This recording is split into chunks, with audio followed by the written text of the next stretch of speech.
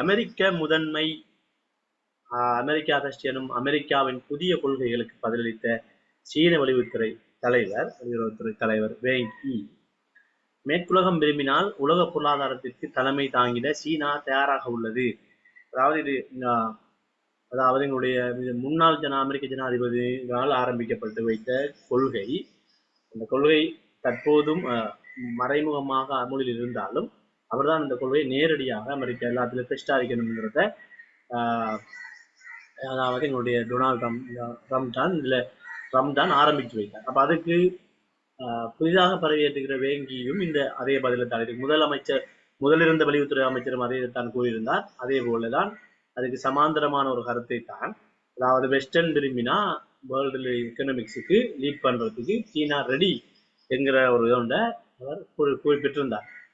அப்ப அந்த அடிப்படையில அந்த ஸ்டேட்மெண்ட்டை வச்சு நாங்க கேட்க போற கேள்விகள் தான் இது. சீனாவின் தொடரான பொருளாதார வளர்ச்சிக்கு ஏதுவான அரசியல், சமூக, புவியியல் மற்றும் வளங்கள் சம்பந்தமாக என்பவற்றை தலா ஒவ்வொன்றினை விளக்குக.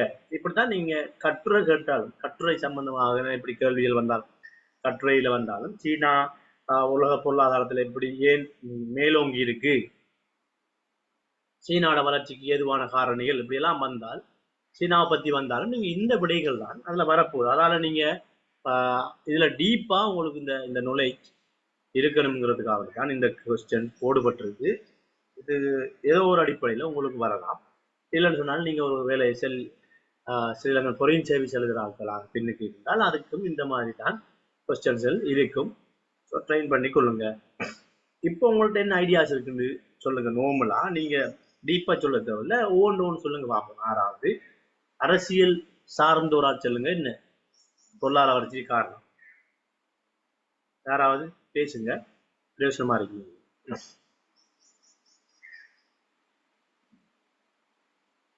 பொருளாதார வளர்ச்சிக்கு அரசியல் சார்ந்த ஒரு காரணம் சொல்லுங்க.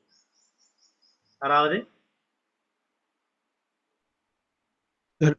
சீனால பின்பற்றப்படுகின்ற பொது உடைமை கொள்கையும் அதோட இணைஞ்ச வகையில சீனாவில் 70 வருட கால ஒரு தனி கட்சி, அதாவது கம்யூனிச கட்சி காணப்படுறதால அங்க அரசியல் ரீதியான பிளவுகள், முரண்பாடுகளுக்கு வாய்ப்பற்ற ஒரு சாதகமான சூழல் ஒன்று அங்கு காணப்படுகின்றமை. Very good, very good. சமூகம் ரீதியாக வராக்கணும். சமூக சோசியல் சைட்.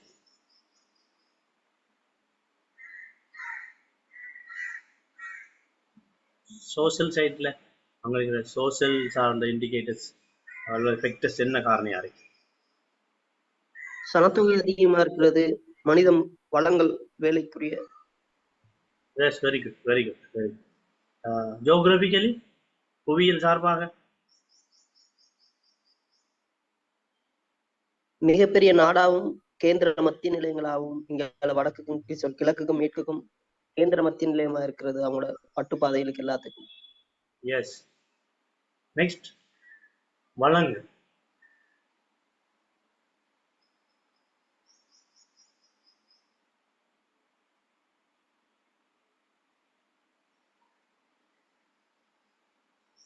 வளங்கள் நார்மலி எல்லாம் வரும். மனித வளத்திலிருந்து இயற்கை வளங்கள் வரையும் வரும், உங்களுக்கு தெரியும். ஸோ அதில் உங்களுக்கு இப்படித்தான் ஆன்சர் நீங்கள் எடுத்துக்கணும். எங்களுக்கு எங்களோட ஆன்சர்ஸ் வந்துக்கிட்டு டிஃபைன் பண்ணக்கூடியதாக இருக்கணும். நீங்கள் இன்றைக்கு உங்களோட எனக்கு ஹாப்பி இன்னும் கொஞ்ச நாள் இருக்கும்போது அந்த ஆன்சரிங் மெத்தட்ல நல்லா இம்ப்ரூவ் ஆயிருக்கீங்க. அதை நிறைய தெளிவாக இந்த விடயங்களை உதாரணங்களோட எழுத ஆரம்பிச்சிருங்க. இப்போ முதலாவது சொல்லும்போது தனிக்கட்சின்னு சொல்லும்போது ரைட், அவங்க ஓகே ஒரு கட்சி முறை தான் இருந்து வருகிறது, அது ஒரு பெரிய ஒரு வளம், அதோட சமூகவியல் செல்லும்போது எழுதி கொள்ளுங்க. நான் சில விஷயங்களை உங்களுக்கு குறிப்பிடுறேன். ரைட். அரசியல் காரணிகள் விஷயத்தில் என்னன்னு சொன்னால், இப்ப அரசியல் தலைமையிலான வளர்ச்சி, அதாவது அங்க அங்க மெயின் ஃபேக்டர்ஸ் என்னன்னு சொன்னால், அதாவது நீங்க சொன்ன ரைட், ஏதோ ஒரு முறையில நாங்கள் எழுதி கொள்ளலாம். அரசு தலைமையிலான வளர்ச்சி தான் அங்க மெயினா இருக்கு. இப்ப இங்க அரசு தலைமை அந்த லீட்ஷிப் அரசியல் சார்பாக எடுக்காதான். ஈவன் இலங்கையில பிரச்சனை. இலங்கை கட்சி வளர்ச்சியை நோக்கி, கொள்கை வளர்ச்சியை நோக்கி நகர்ற பண்புகள் இலங்கையில காணப்படுற அதே வேலை அங்க அரசு தலைமையில தான், அந்த அரசு தான் அங்க அனைத்தையுமே லீட் பண்ணும். நீங்க எல்லாத்தையும் எடுத்துக்கொண்டாலும் அரசோட கட்டுப்பாடு இருக்கு. ஈவன் சோசியல் மீடியாவிலையும் உங்களுக்கு தெரியும், மற்ற நாடுகளால முன்னெடுக்கப்படுற மீடியாக்கள் அங்க எந்த அளவுக்கு கட்டுப்படுத்தப்பட்டிருக்குது. அப்ப சீனாவோட அரசாங்கம் வந்துகிட்டு சிக்னிபிகன்ட், அதாவது குறிப்பிடத்தக்க அரசியல் தலையீட்டு வந்துகிட்டு கொண்டு, அதாவது அவங்க என்னென்ன அவங்களோட வளர்ச்சியின மூலோபாயம் வந்துட்டு அரசு லீடிங் ஃப்ரண்ட் வித் கவர்மெண்ட்டுங்கிற பொலிசிஸோட தான் அவங்க அதை கொண்டு போறாங்க. ரைட், அதை நோட் பண்ணிக்கொள்ளுங்க. நான் உங்களுக்கு அனுப்புவேன் நான் விடையையும். அதோட வந்துட்டு அவங்களோட இதுல மூலோபாய திட்டமிடல், உட்கட்டமைப்புல முதலீடு மற்றும் முக்கிய துறைகளை மேம்படுத்துவது, இந்த மெயின் அவங்க வந்துட்டு மூலோபாய ஸ்ட்ராட்டஜி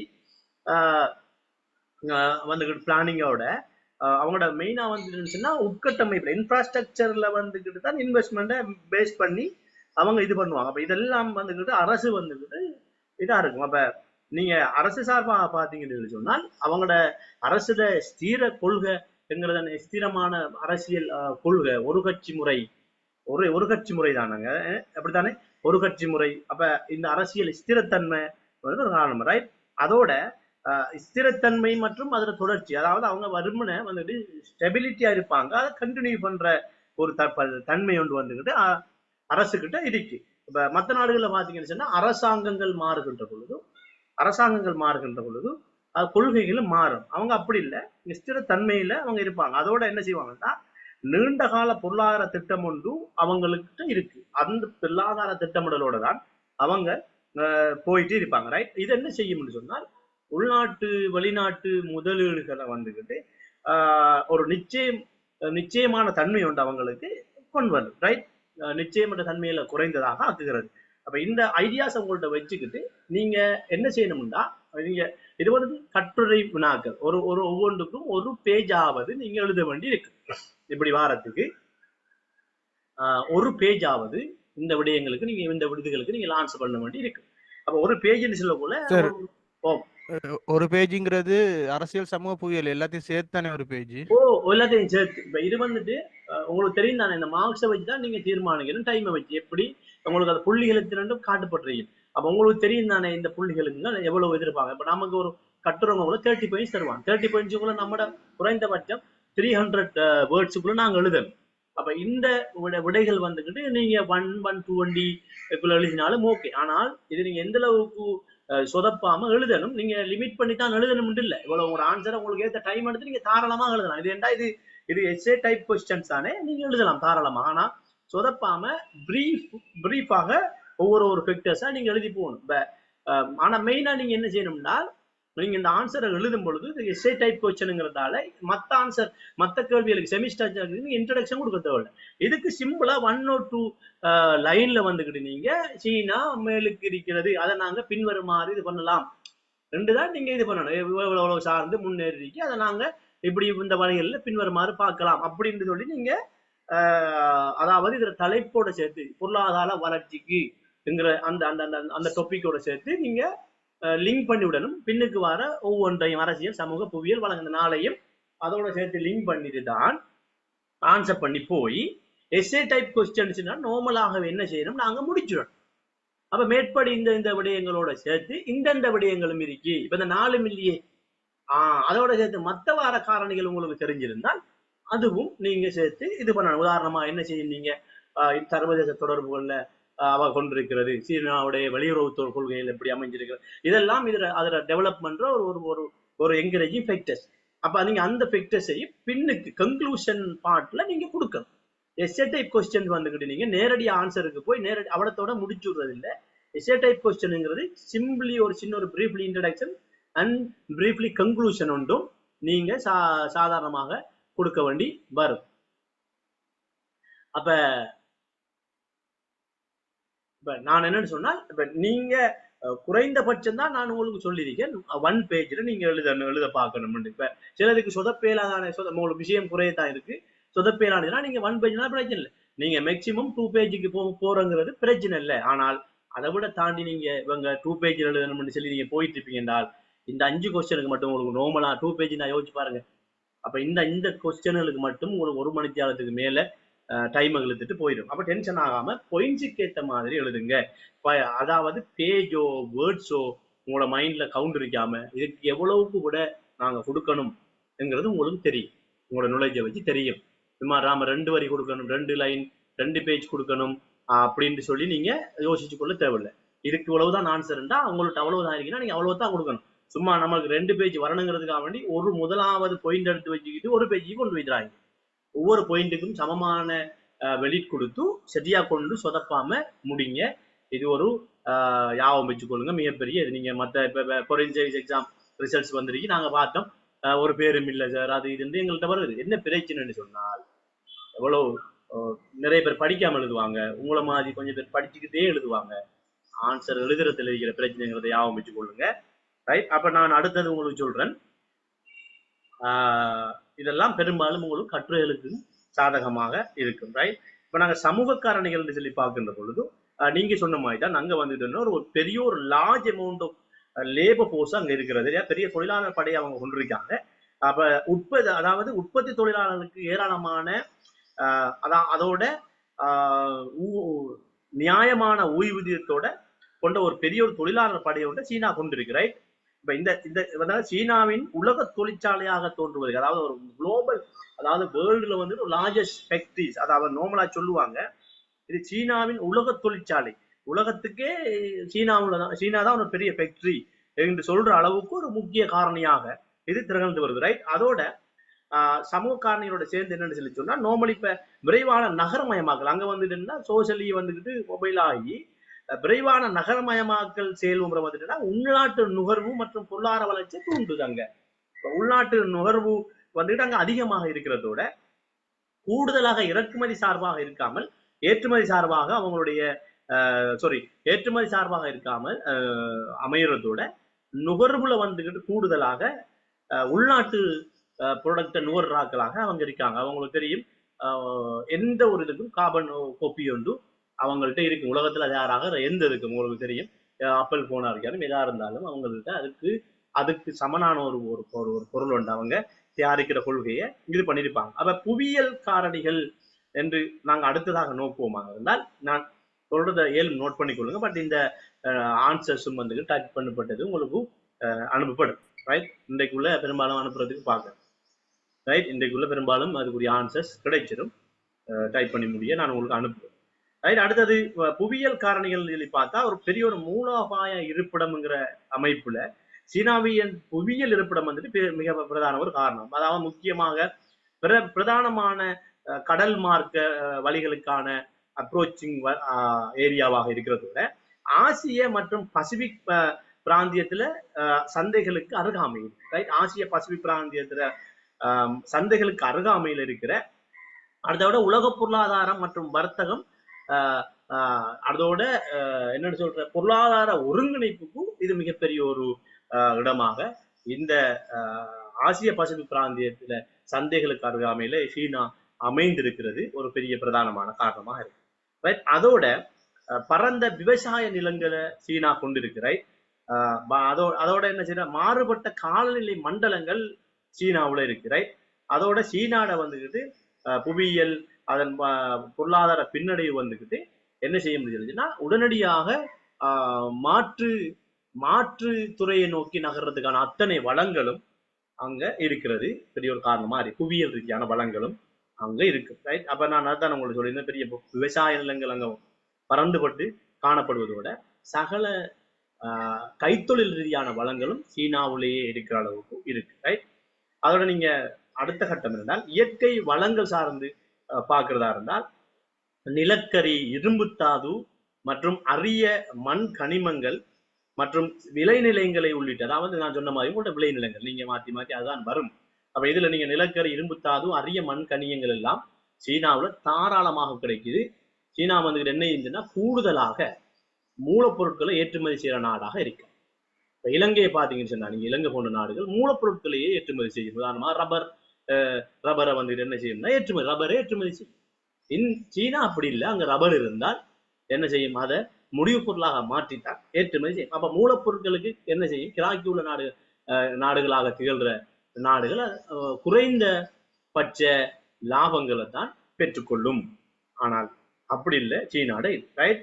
அதோட சீனாவோட பாத்தீங்கன்னு சொன்னா நீங்க கல்வி மற்றும் திறன் மேம்பாட்டில் சீனா மிக பிரதானமாக முதலீடுகளை செய்யறதுக்கு சீனாவோட வந்துக்கிட்டு மனித வளங்கள், ஹியூமன் ரிசோர்ஸ் வந்துக்குது பிரதான காரணமாக இருக்கிறதோட ஹை ஸ்கில்டு லேபர்ஸை உருவாக்குறதுல high skill labours skill labours ஒன்று இருக்குமே ஹை ஸ்கில் லேபர்ஸ் இப்போ ஸ்கில் லேபர்ஸ்னா நீங்க நார்மலா பாத்தீங்கன்னா ரோட்ல ஃபோமன் வேலைகிறது நாங்கள் டெக்னிக்கல் ஆபீசர்ஸை உருவாக்குற குவான்டிட்டி சேவியர்ஸ் எல்லாம் ஸ்கில் லேபர்ஸ்குள்ள வருவாங்க. ஹை ஸ்கில் லேபர்ஸ் சொல்லக்குள்ள நீங்க பாத்தீங்கன்னு சொன்னா சீனாட தேடி பாத்தீங்கன்னா உங்களுக்கு தெரியும் உலகத்திலே அதிகூடிய என்ஜினியர்ஸை உருவாக்குற நாடாக சீனா காணப்பட்டு வருது. அப்ப இந்த மாதிரி விடயங்களோட சேர்த்து ஒட்டுமொத்தமாக இந்த அரசியல் நீங்க முடிக்கும் பொழுது ஒட்டுமொத்தமாக இந்த அரசியல் சமூக புவியியல் மற்றும் வளக்காரணிகள் கலவையானது சீனாவில தொடர்ச்சியான பொருளாதார வளர்ச்சிக்கும் உலகளாவிய பொருளாதார சக்தியாக வெளிப்படுவதற்கும் ஊக்கமளிக்கின்றது, பேருதவி அளிக்கின்றது அல்லது ஒத்துழைப்பு அளிக்கின்றது, மிக பிரதான பின்னணியாக இருக்கின்றது. இந்த மாதிரி நீங்க இந்த இதுகளை நீங்க முடிச்சுக்கொள்ளும். ரைட், கிளியரா உங்களுக்கு இதோட ஆன்சர்ஸ் நாங்க எப்படி போறோம்ங்கிறது எப்படி ஆன்சர்ஸ் நாங்க பண்ணணுங்கிறது கிளியர் தானே? நான் உங்களுக்கு சொன்ன மாதிரி நீங்க இந்த விஷயத்தை சிம்பிளாக உதாரணங்களோட நீங்க எடுத்துக்கொண்டீங்கன்னா சரி. உதாரணங்களோட எழுதணும். நாங்க சும்மா ஒற்றை ஒரு கட்சி தன்மைன்னு சொல்லிச்சிடலாம். நாங்க சீனாட கட்சியில பேரை போட்டீங்கன்னு சொல்லி கட்சியில பேரை நாங்க போட்ட முடியும் சொன்னால் சாதாரணமாக எங்களுக்கு மார்க்ஸ்களை கூடும்.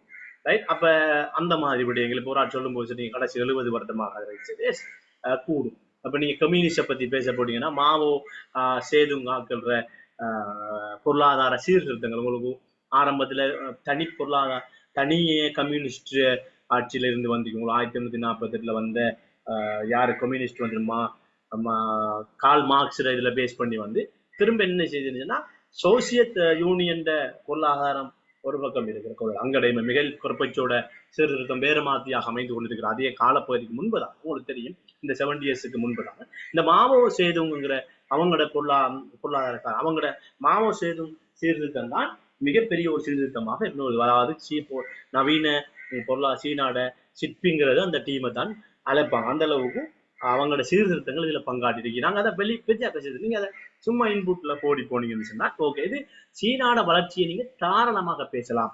ஆனால் நீங்க உதாரணமாக என்ன கடல் வளங்கள் நான் இப்ப உங்களுக்கு சொல்லி வந்தேன் புவியியல் ரீதியாக சொல்லி வரப்போத இந்த இதுல அமைஞ்சிருக்கு. அதாலதான் அந்த அந்த கடல் வளத்தை பயன்படுத்தி சில்க் ரோடுங்கிற ஒரு லிங்க் கொண்ட இது பண்ணி ஐரோப்பாக்குள்ள கூட போடுறதுக்கு உங்களுக்கு தெரியும், நீங்க கேள்விப்பட்டிருப்பீங்க. ஐரோப்பா சந்தைக்குள்ள போறதுக்காக வேண்டி அது ஐ திங்க் அயர்லாண்டோ இது அதோட பேச்சு இது பண்ணி இணையறதுக்கு இருந்த திரும்ப அது பெரிய பேச்சிடப்பட்டு அதுல இதாகிவிடாங்க. அப்ப ஒரு அந்த அந்த அதுக்குள்ள மட்டும்தான் அவங்க ரோடு எடுக்கிறதுக்கு இருக்காங்க. அந்த ரோடு எடுக்கிறதுக்கான நீர்ல வந்துடும் அந்த அந்த அந்த அந்த எக்ரிமெண்ட்ல சைன் பண்ணியும் அது பிறகு விளையிறதுக்கான காரணமாக இருந்தீங்க. நாங்க இதெல்லாம் தனியே பேசும்போது பட்டுப்பாதையை பத்தி பேசும்போது நீங்க பேசினால் அது மிக விரிவாக பேசணும். இல்லைன்னா சில்க் ரோட வந்து ஜஸ்ட் ஒரு 1 லைன்ல அதுக்கு ஒரு உதாரணமாக புவியியல் வளங்களுக்கு ஒரு உதாரணமாக கொடுக்குறாங்களா தான் நீங்க இருக்கிறது. நான் உங்களுக்கு இதை மிக விளக்கமாக சொல்லியிருக்கேன். இதை நீங்க கட்டுரை வரும் பொழுதும் உங்களுக்கு ஞாபகம் வரணும் நான் என்னென்னத்தை இதுல பேசினேன். இப்ப நீங்க அங்க பெரும்பாலாக பேச வேண்டியது தனிக்கட்சி ரீதியான இது அவங்களோட அரசியல் ஸ்திரத்தன்மை அரசியல் சார்பாக பேசுறதோட சமூகம் சார்பாக நீங்க பேசுறேன்டா சோசியல் என்னன்னு சொல்ற லேபர் மொபிலிட்டி லேபர் போர்சஸ் அதோட வெளி நாடுகள்ல இருந்து கூடுதலாக லேபர் மொபிலிட்டி அவங்களுக்கு அந்த அளவுக்கு எடுக்கிறல்ல அவங்க ஸ்கில் லேபர்ஸை தான் கூடுதலாக அவங்க எடுப்பாங்க. தந்த நாட்டுக்குள்ள ஸ்கில் லேபர்ஸ் உருவாக்குற மாதிரி ஒன்று. அப்ப புவியியல் சார்பாக சொல்லிட்டேன், வளங்கள் சார்பாக தாராளமாக நீங்க பேசலாம். இது கொஞ்சம் கொஞ்சம் தான் இதுல இருந்து நீங்க டிஃபைன் பண்ண வேண்டி வரும். இது ஒவ்வொன்றோட பின்னி பிணைந்ததாகத்தான் சீனான பொருளாதார வளர்ச்சிக்கான ஏதுவான அரசியல் சகல காரணிகளும் இருக்குங்கிறத உங்களுக்கு சொல்லிக் கொள்றோம். இதே மெத்தட்ல போய் எழுதி கொள்ளுங்க. பட் இதை எப்படி நாங்க ஒரு ஒரு ஒரு முறைமையான ஒரு ஃபார்மல் எஸ்ஏ ஸ்ட்ரக்சருக்குள்ள எப்படி கொண்டு வர எஸ்ஏ ஸ்ட்ரக்சர் எப்படி இருக்கும் அதுல ஸ்ட்ரக்சர் நாங்க எப்படி அமைப்போம் உங்களுக்கு தெரியும். கட்டுரை அமைக்கக்குள்ள கட்டுரைக்கு வந்து சட்டகம் படையணும். சட்டகம் இல்லாத கட்டுரை நீங்க எங்க போனாலும் ஃபுல் மார்க்ஸ் எடுக்க இல்லாத அப்படியா இருந்தா நாங்க விபுலானந்த அடிகளை பத்தி எழுதுற பாடமாக்கி எழுதுற கட்டுரைகளா தான் இருக்கணும். அப்படி இல்லாம நாங்க ரிசர்ச் அல்லது அனலிஸ்ட் டைப் ஆஃப் எஸ்ஏக்குள்ள நாங்க போகும் பொழுது நாங்க எப்படி எழுதணுங்கிறது உங்களுக்கு ஒரு சிங்கிள் கிளாஸ்ல நான் அதை உங்களுக்கு சொல்லிக் கொள்வேன். அதுல நீங்க தயாரா இருப்பீங்க. அதை நான் அன்றைக்கு உங்களுக்கு ஸ்டாப் பண்ணி விட்டுருந்துச்சுன்னா உங்களுக்கு போதுமாக இருக்கு. நாங்க 37 கொஸ்டினுக்கு நாங்க போவோம். உலக சுற்றாடல் தினம் ஜூன் மாதம் 7 சுற்றாடலை பாதுகாக்கவென பல்வேறு நடவடிக்கைகள் உலகளாவிய ரீதியில் மேற்கொள்ளப்பட்டு வருகின்ற போதிலும் கூட 15 பிரதான சுற்றாடல் பிரச்சனைகளாக அடையாளப்படுத்தப்பட்டுள்ளவை எவற்றிலும் உலகம் 15 சுற்றாடல் பிரச்சனைகளை பிரையோரிட்டைஸ் பண்ணியிருக்கின்றது. குறிப்பிடத்தக்க முன்னேற்றம், இவை எவற்றிலும் குறிப்பிடத்தக்க முன்னேற்றம் காணப்படுவதாக அறிக்கை செய்யப்படவில்லை. இந்த பிரச்சனைகள்ல இந்த அளவு சிக்னிபிகன்ட்லி இம்ப்ரூவ்டுங்கிற அளவுக்கு இல்லை, பட் சம்பட் இம்ப்ரூவிங். சுற்றாடல் பிரச்சனைகளில் இன்று முழு உலகம் முகம் கொடுக்கும் பாரிய பிரச்சனைகளில் பூகோள வெப்பமாதல், சூழல் மாசடைதல், காலநிலை மாற்றம், கழிவகற்றல் தவிர்ந்த 4 விஷயத்தை சொல்லியிருக்கேன் 15. அப்ப மேலும் 4 அடையாளப்படுத்துவதுடன் சூழல் பாதுகாப்பினை நோக்காக அல்லது முக்கியத்துவம் கொண்டு உலக அரசுகளின் செயற்பாடுகளை உதாரணங்களுடன் விளக்குக. அப்ப இதுல நாங்க இப்ப என்னென்றால் உங்களோட கட்டுரை இப்ப இந்த 4 முன்னுக்கு கூறி போட்டு பின்னுக்கு போகப்படாது. இது எஸ்ஸே டைப் ஆஃப் கொஸ்டின்ஸ்ங்கிறதால உங்களுக்கு ஞாபகம் இருக்கணும், இதுவும் அதுக்குள்ள வரணும். இந்த 4 this may be included in the introductory passage. இது வந்துட்டு நீங்க அறிமுகப்படுத்த போற பந்திக்குள்ள இந்த 4ஐயும் குறிப்பிட்டுட்டு மற்ற 4 என்னன்னு சொல்லி அதாவது 4 அடையாளப்படுத்துவதுடன் அப்ப அந்த மேல வர 4ம் இருக்கக்கூடாது. சூழல் பாதுகாப்பினைக்காக கொண்டு அல்லது முக்கியத்துவம் கொண்டு உலக அரசுகளின் செயற்பாடுகளை உதாரணங்களுடன் இதுக்குள்ள உங்களுக்கு நான் நிறைய பார்த்திருக்கேன். பூகோள வெப்பமாதல் அது அப்ப 4 அடையாளப்படுத்த சொல்லிக்கு அந்த மேல 4ம் இல்லாதது. ஆனா கீழுக்கு வாரத்துக்குள்ள அந்த 4ம் வரலாம், எதுவும் வரலாம். அப்படிதான் நீங்க ஞாபகம் வச்சுக்கொள்ளணும். பிள்ளையாக நாங்க இப்ப இதை நான் போட்டது உங்களுக்கு என்ன இதுக்குள்ள நீங்க நிறைய ஜெனரல் நாலேஜ் உருவாக்கி கொள்ளலாம். அதோட நீங்க பிள்ளையாக உறங்கிக் கொள்ளக்கூடாது. இந்த மேலுக்கு இருக்கிற 4ம் கீழுக்கு இருக்கிறது வரப்படாது. நீங்க அந்த 4 தவிர இன்னும் 5, 6, 7, 8வது கொடுக்கப்படணுமே தவிர கீழுக்கு வாரத்துல உலக அரசுகளின் செயற்பாடுகளை உதாரணங்களோட விளக்குங்க கூட அந்த மேலுக்கு வார 4 நீங்க எழுதுற 4 எல்லாம் சேர்த்து 15 சேர்த்து தான் வரணும். அது 15 நான் கொடுக்கணும் இல்லை, 15 சேர்த்து வரலாம். யாராவது சொல்லுங்க. ரைட், இந்த 4 என்ன?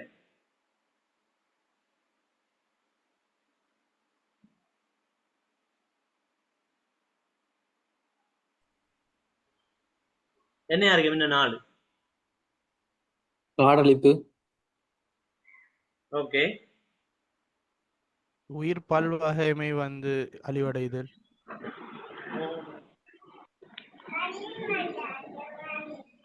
ஓசோன் படை துளையால். வேற சொல்லுங்க. அமிலமழை. ஓகே. பனிப்பாறை உருகுதல், கடல் மட்ட உயர்வுகள். ஓகே, சரி, அப்படிதான் நீங்க எடுத்துக் கொள்ளுங்க. நீங்க நோட் பண்ணி வைத்துக் கொள்ளுங்கள். 15 நான் 15 உங்களுக்கு சொல்றேன். ஒன்று வளி மாசடைதல், ரைட், காடழிப்பு, காலநிலை மாற்றம், ரைட் 15மே, ரைட், கழிவு முகாமைத்துவம். நோமலாவே கழிவு முகாமைத்துவம், திண்ம கழிவு, அதுனால கழிவு முகாமைத்துவம். திண்ம கழிவுங்கிறது உங்களுக்கு தெரியும் என்னன்னு சொல்லி. பொதுவாகவே கழிவு முகாமைத்துவம்.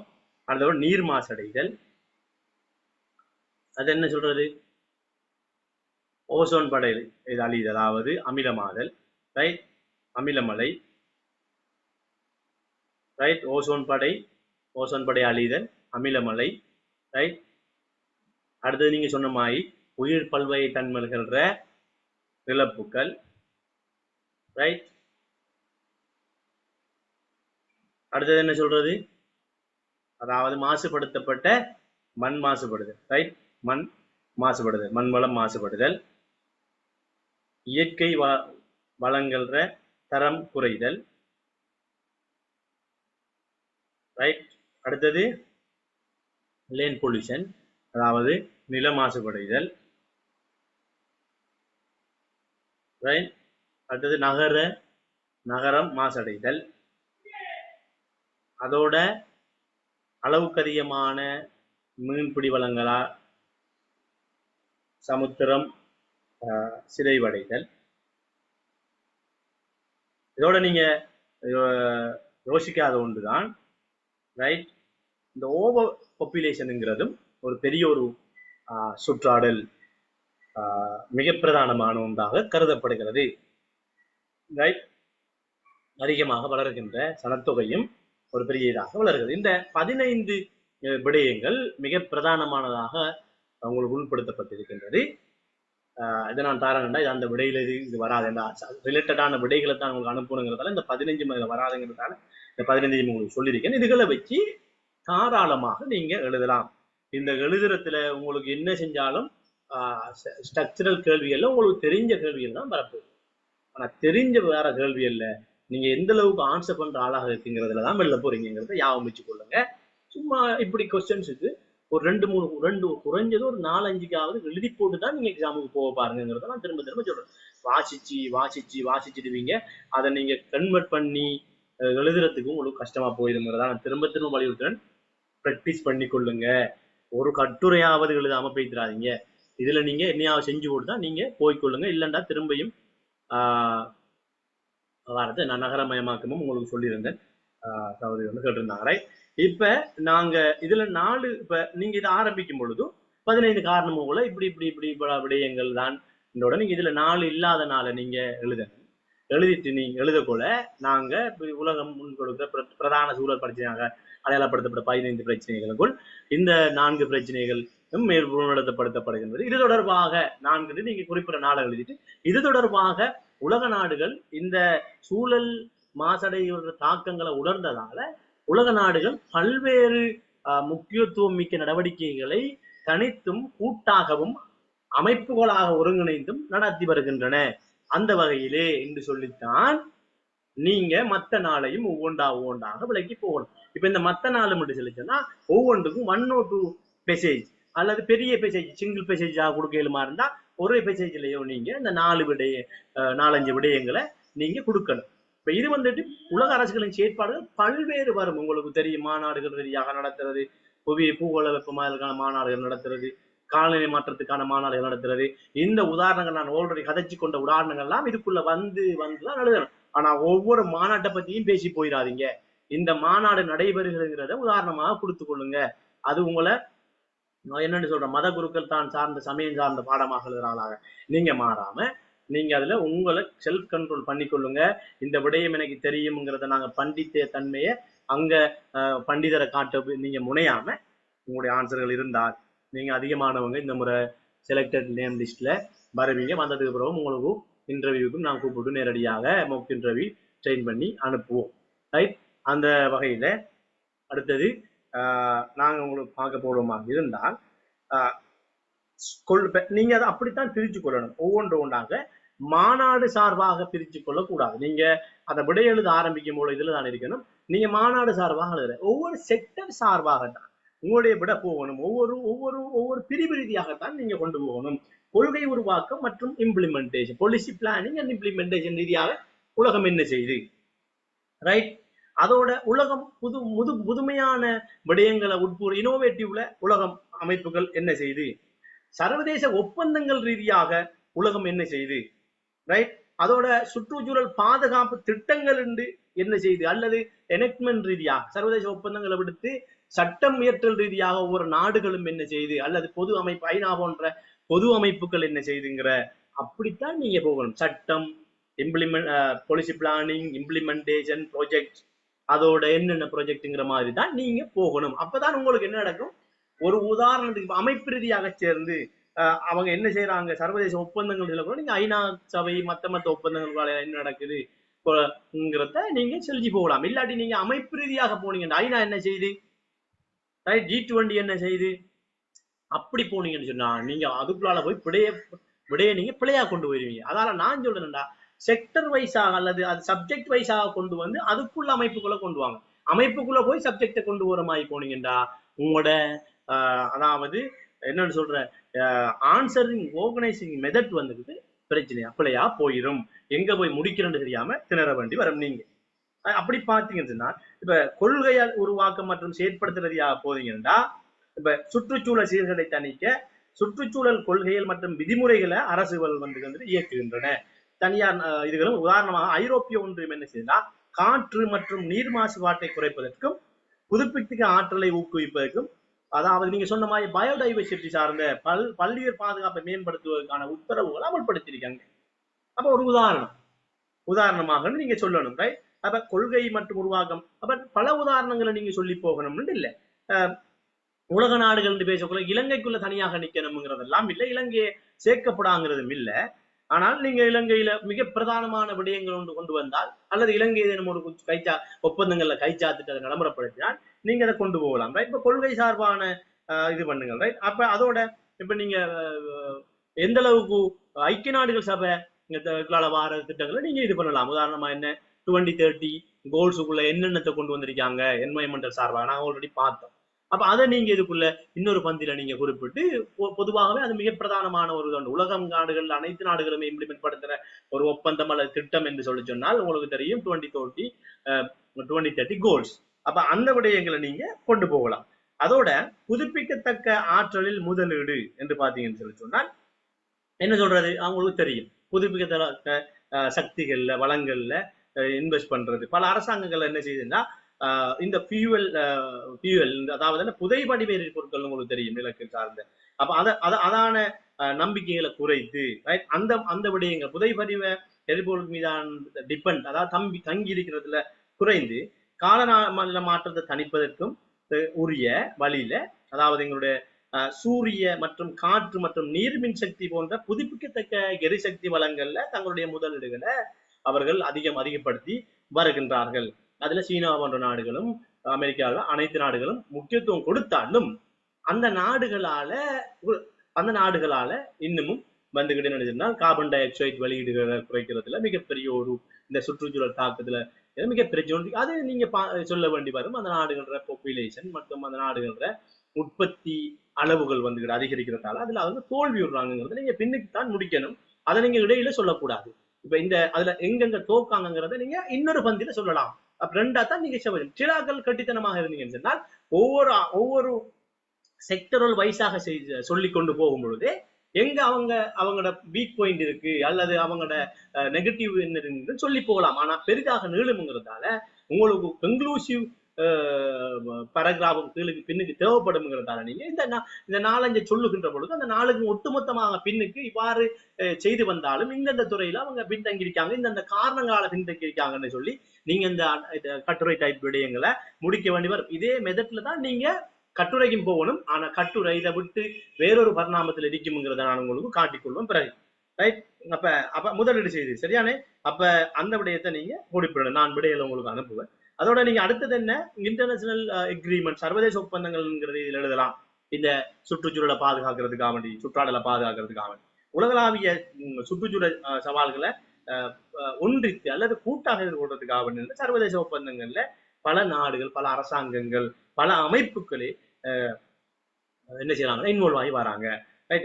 பெரும்பாலும் அனைத்து நாடுகளுமே வந்துகிட்டு அங்கீகரிக்கப்பட்ட உடன்படிக்கையாக இருக்கிறதா உங்களுக்கு தெரியும். இந்த பாரிஸ் உடன்படிக்கை என்று கேள்விப்பட்டிருப்பீங்க. அதோட புவி வெப்பமடைதல 2 டிகிரிக்கு குறைவாக இப்ப 1.5 டிகிரி அளவுல கட்டுப்படுத்துறதுக்கான உடன்படிக்கையையும் சரியான முயற்சிகளையும் தொடர்றதெல்லாம் வந்துட்டு நீங்க இதுக்குள்ள உதாரணமாக நீங்க குறிப்பிடணும். இந்த சர்வதேச ஒப்பந்தங்களுக்கு நான் பாரிஸ் உடன்படிக்கைன்னு சொல்லியிருந்தேன். நான் உங்களுக்கு சொன்னதானே கட்டால நடந்திருந்த உடன்படிக்கைகள். ரைட். அப்ப அந்த மாதிரியான உடன்படிக்கைகளை நீங்க உதாரணமா கடைசியாக என்ன கிளைமேட் சேஞ்ச் கான்ஃபரன்ஸ் அதுகளை வந்துக்கிட்டு நீங்க இது பண்ணி கொள்ளலாம். அப்ப காலநிலை மாற்றத்துக்கான உலக மாநாடுகள் அந்த உதாரணங்களை நீங்க கொடுத்து செய்து வர நடவடிக்கைகளை நீங்க தெளிவாக இருக்கணும். ரைட்.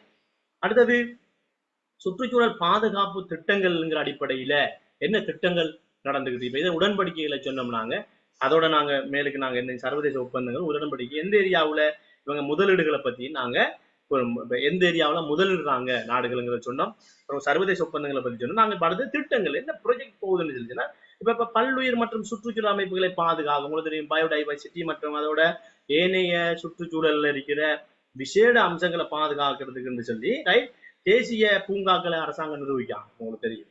அத மாதிரி இப்ப நாங்க உதாரணமாக சொல்ல போனா கோஸ்டரிக்காவோட தேசிய பூங்காக்கள் மற்றும் இருப்புகளின் விரிவான அமைப்பு சுற்றுச்சூழல் சுற்றுலா அதோட என்ன செய்யறதுன்னா சுற்றுலா தலங்கள் அதுக்கேற்ற மாதிரி பண்றது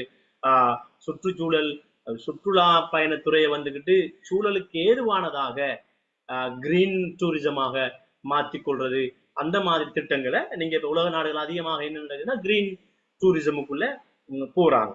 அப்ப அந்த இதுகளை நீங்க கூடுதலாக குறிப்பிட வேண்டி வருது. ரைட். அது கோஸ்டாரிக்கா வந்துட்டு ஒரு பிரதானமான தேசிய பூங்கா வந்துட்டு பிரதானமான ஒன்றாக இருக்கு. அவங்க அடிக்கிற தேசிய பூங்கா வந்துகிட்டு மெயினாக அந்த நாட்டுல டூரிசம் அதுக்குள்ள அலோவ் பண்ற அளவுக்கும் அனைத்து வகையான உயிர் பல்வகை தன்மைகளை அதுக்குள்ள கொண்டு குவித்து இருக்கிறத கன்சர்வ் பண்ற அளவுக்கும் பிரதானமான ஒன்றாக அது அமையுது. ரைட்.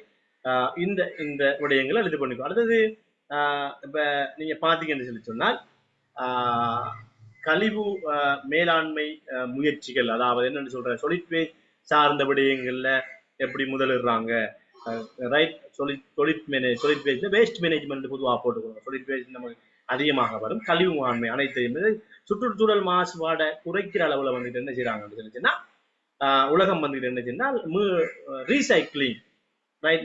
ரீசைக்ளிங் அதோட வந்துட்டு இருந்துச்சுன்னா அதுக்கு ஆல்டர்னேட்டிவ்ஸ் சார்பான விடயங்களை, உதாரணமா உங்களுக்கு தெரியும் தானே, இப்ப நாங்க பீங்கான் சாதத்துல பிளாஸ்டிக்களை பயன்படுத்துறதுக்கு பதிலாக உங்களுக்கு தெரியும் கடதாசி சார்பான விடயங்கள் அல்லது பூட் சார்பான விடயங்களை குறைச்சி கடதாசி சார்பான விடயங்களுக்கு மாறுறது, அப்படியான திட்டங்களை வந்துக்கிட்டு கழிவு மேலாண்மைக்குள்ள அரசு கொண்டு வரும். உதாரணமாக ஜப்பான் என்ன செய்யுதுன்னா தனது கழிவை வந்துக்கிட்டு ரொம்ப ஹை லெவல்ல மேனேஜ் பண்றதுக்காக வந்து என்ன செய்யுதுனாங்க, கழிவு ஆற்றல் எரிப்பு மற்றும் வரிசைப்படுத்தல் அமைப்புகள், கழிவு ஆற்றல் எரிப்பு மற்றும் அதை வரிசைப்படி செய்யற அந்த, அதாவது நீங்க உதாரணமா என்ன சொல்லலாம், 5S மதத்துக்குள்ள ஜப்பான் 6S ஆக மாத்தி அப்படி போயிட்டு இருக்கிறது. இப்ப லாஸ்ட் வந்துக்கிட்டு 7S முறைக்குள்ளால ஜப்பான் நகர்ந்துட்டு இருக்கீங்கிறத நீங்க இது பண்றதோட இந்த கழிவு மேலாண்மைகளுக்கு அதிகமான தொழில்நுட்ப ரீதியாக முன்னேறிக்கிறத நீங்க பார்த்துக் கொள்ளலாம். அதோட அந்த கழிவு மேலாண்மையில நீங்க பார்த்துக்கொள்ளலாம். உதாரணமாக இந்த solid wasteகளை வந்துகிட்டு குறைத்து கொள்ள முடியாத solid wasteகளை வந்துகிட்டு இந்த ஜப்பான் உட்பட ஏனைய வளர்ந்த நாடுகள் என்ன செய்யறாங்கன்னா பாதைகளாக மாற்றுறதுக்காக அவங்க என்ன செய்வாங்க, அந்த கழிவுகளை அதுல ஃபைனல் லாஸ்ட் லேயருக்கு பயன்படுத்துற மிக காலம் 200+ இயர்ஸுக்கு பிறகு ஊக்கக்கூடிய கழிவுகளை என்ன செய்யறாங்கன்னு சொன்னா அவங்க தங்களுடைய பாதைகள்ல வந்துகிட்டு ஃபைனல் லேயராக பயன்படுத்துறத நீங்க கவனிக்கலாம். அதோட நீங்க 6வது சுற்றுச்சூழல் கல்வி மற்றும் விழிப்புணர்வு சார்பாக, சுற்றுச்சூழல் சம்பந்தமான விழிப்புணர்வு சார்பாக சகல யூனிவர்சிட்டி மட்டுமல்ல முதல்தர ஆரம்ப நிலை பாடசாலைகள்ல இருந்து அதுல பாடத்திட்டங்களுக்குள்ள கொண்டு வந்திருக்கிறதோட ரைட் கல்வி சார் மற்றும் விழிப்புணர்வு அரசாங்கங்கள் வந்துட்டு அதற்கு அதிகமான அரசு அமைப்புகளூடாக ஊக்குவிப்புகளை வழங்குறதை நீங்க உதாரணமாக காட்டலாம். இதனை ஸ்ட்ரக்சர் வினாக்களை வந்து நான் தருவேன். ரைட், எங்களுக்கு நிறைய பார்க்கணும் இருக்கிறதால கொஞ்சம் ஸ்பீடாகவும் போவேன். விளக்கம் போதாதுன்னு சொன்னா எனக்கு நீங்க சொல்லிக் கொள்ளுங்க. விளக்கம் ஓகே தானே? போதுமா இருக்கா? சொல்லுங்க. யாராவது எழுதுற அளவுக்கு கட்டுரை வந்தா சமாளிக்கிற அளவுக்கு போதுமா இருக்கா? இதோட நீங்க கொஞ்சம் மேலதிகமா தேடி கற்றுக்கொள்ள வேண்டிய கட்டுரைகள் எழுதுறது யாராவது சொல்லுங்க. ஓகேயா? போதுமா இருக்குமா? இல்லை இன்னும் மேலதிகமா தேவையா? அப்படின்னா நாங்க 2-3 நாள் பார்க்க முடியுமா இருக்கேன். இன்றைக்கு எல்லாத்தையும் பார்த்து போகணுங்கிறதால கொஞ்சம் ஸ்பீடா போகணும். விளங்குதா நான் பேசுறேன்?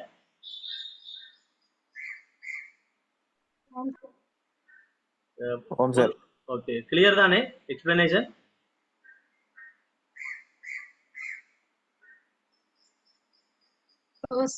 Okay, thank you. அடுத்தது 38 தற்கால உலக பொருளாதாரத்தின் முதுகெலும்பாகவும் மிகப்பெரிய இராணுவ சக்தியை கொண்டமைந்த சனத்தொகை முதலிட நாடு சீனாவா? ரைட். அதனோடு சகல துறைகளிலும் ஓரளவேனும் ஒப்பீட்டளவில் போட்டி போடக்கூடிய அணு ஆயுத நாடாக இந்தியா விளங்குகின்றது. ஆனால் இவ்விரு ஆசிய நாடுகளிடையே நிலவும் முருகல் நிலை பிராந்தியத்தில் நீண்ட கால அச்சுறுத்தல்களை ஏற்படுத்தி வருகின்றது. மேற்படி முருகல் நிலைக்கான அடையாளப்படுத்தப்பட்ட காரணங்கள் 4 விளக்குக. ரைட். இப்ப இதை என்னத்துக்குன்னு சொன்னா உங்களுக்கு தெரியும், நாங்க தனியாக சீனாவோட எக்கனாமிக் சார்ந்து பார்த்தோம். இப்ப அரசியல் சார்பாக இந்தியாவோட நாங்க என்ன இருக்குங்கிறத நீங்க தெரிஞ்சு வச்சிருக்கணும் சில வேலைங்கிறதுக்காக வேண்டித்தான் உங்களுக்கு இந்த கேள்வி போட்டிருக்கு. ரைட். 4 விடயங்களை சொல்லுங்க. மேற்படி முருகலுக்கான அடையாளப்படுத்தப்பட்ட காரணங்கள் அரசியல் ரீதியா பிராந்தியத்துல பெரிய ஒரு அச்சுறுத்தல் உங்களுக்கு இந்த வரையில தெரியும். சீனா இந்தியாங்கிறது அது எல்லா நாடுகளுக்கும் அச்சுறுத்தலாக இருக்கு. அதுல பிரச்சனை பேசுங்க. என்ன ஒவ்வொன்றா சொல்லுங்க. 4 சொல்லுங்க.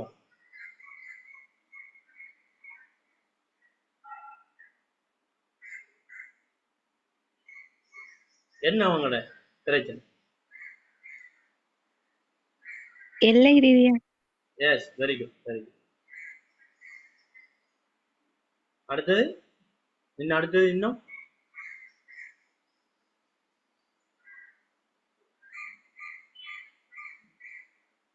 எக்ஸாம் எழுத போறார்கள். அந்த சர்வதேச வர்த்தகம் சம்பந்தமானது. அதாவது ஆசியாவில் 2 நாடுகளுக்கு இடையிலான பரந்தளவிலான போட்டித்தன்மை காணப்படுகிறது. ம். 6 முதலிடத்தை பெறுறது என்று அந்த விடயங்கள். எஸ் எஸ்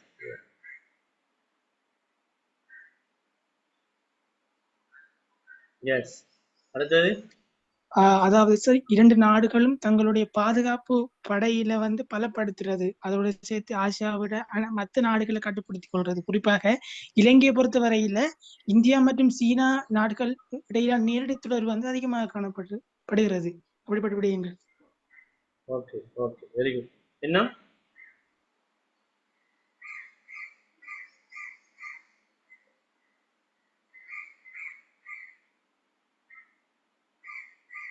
வேற ஏதாச்சும்? அணு ஆயுத உற்பத்தி. Okay right. அவர்தான் நீங்க இது பண்ணி கொள்ளுங்கள். நான் செல்ற நோட்ஸ்களோட கொஞ்சம் இதை இன்னும் டீப்பாக அந்த நாலேஜ் எடுத்துக்கொள்ளுங்க. உங்களுக்கு நார்மலா தெரியும் இந்தியா சீனாவுல வந்துக்கிட்டு உங்களுக்கு தெரியும் அதுல சில வேளை அதிகமாக வார என்ன அதுல இந்தியா சீனாட எல்லை கோட்டுற பேர் எவ்வாறு அழைக்கப்படும்? நாம பாகிஸ்தான் இந்தியா உங்களுக்கு ரெட் கிளிப் சொல்லி பேசியிருந்தேன். அத மாதிரி இந்தியா சீனா என்ன கோடு? மக்மேகன் எல்லை கோடு. மக்மேகன் எல்லை கோடு தான் அவங்களுடைய கோடு.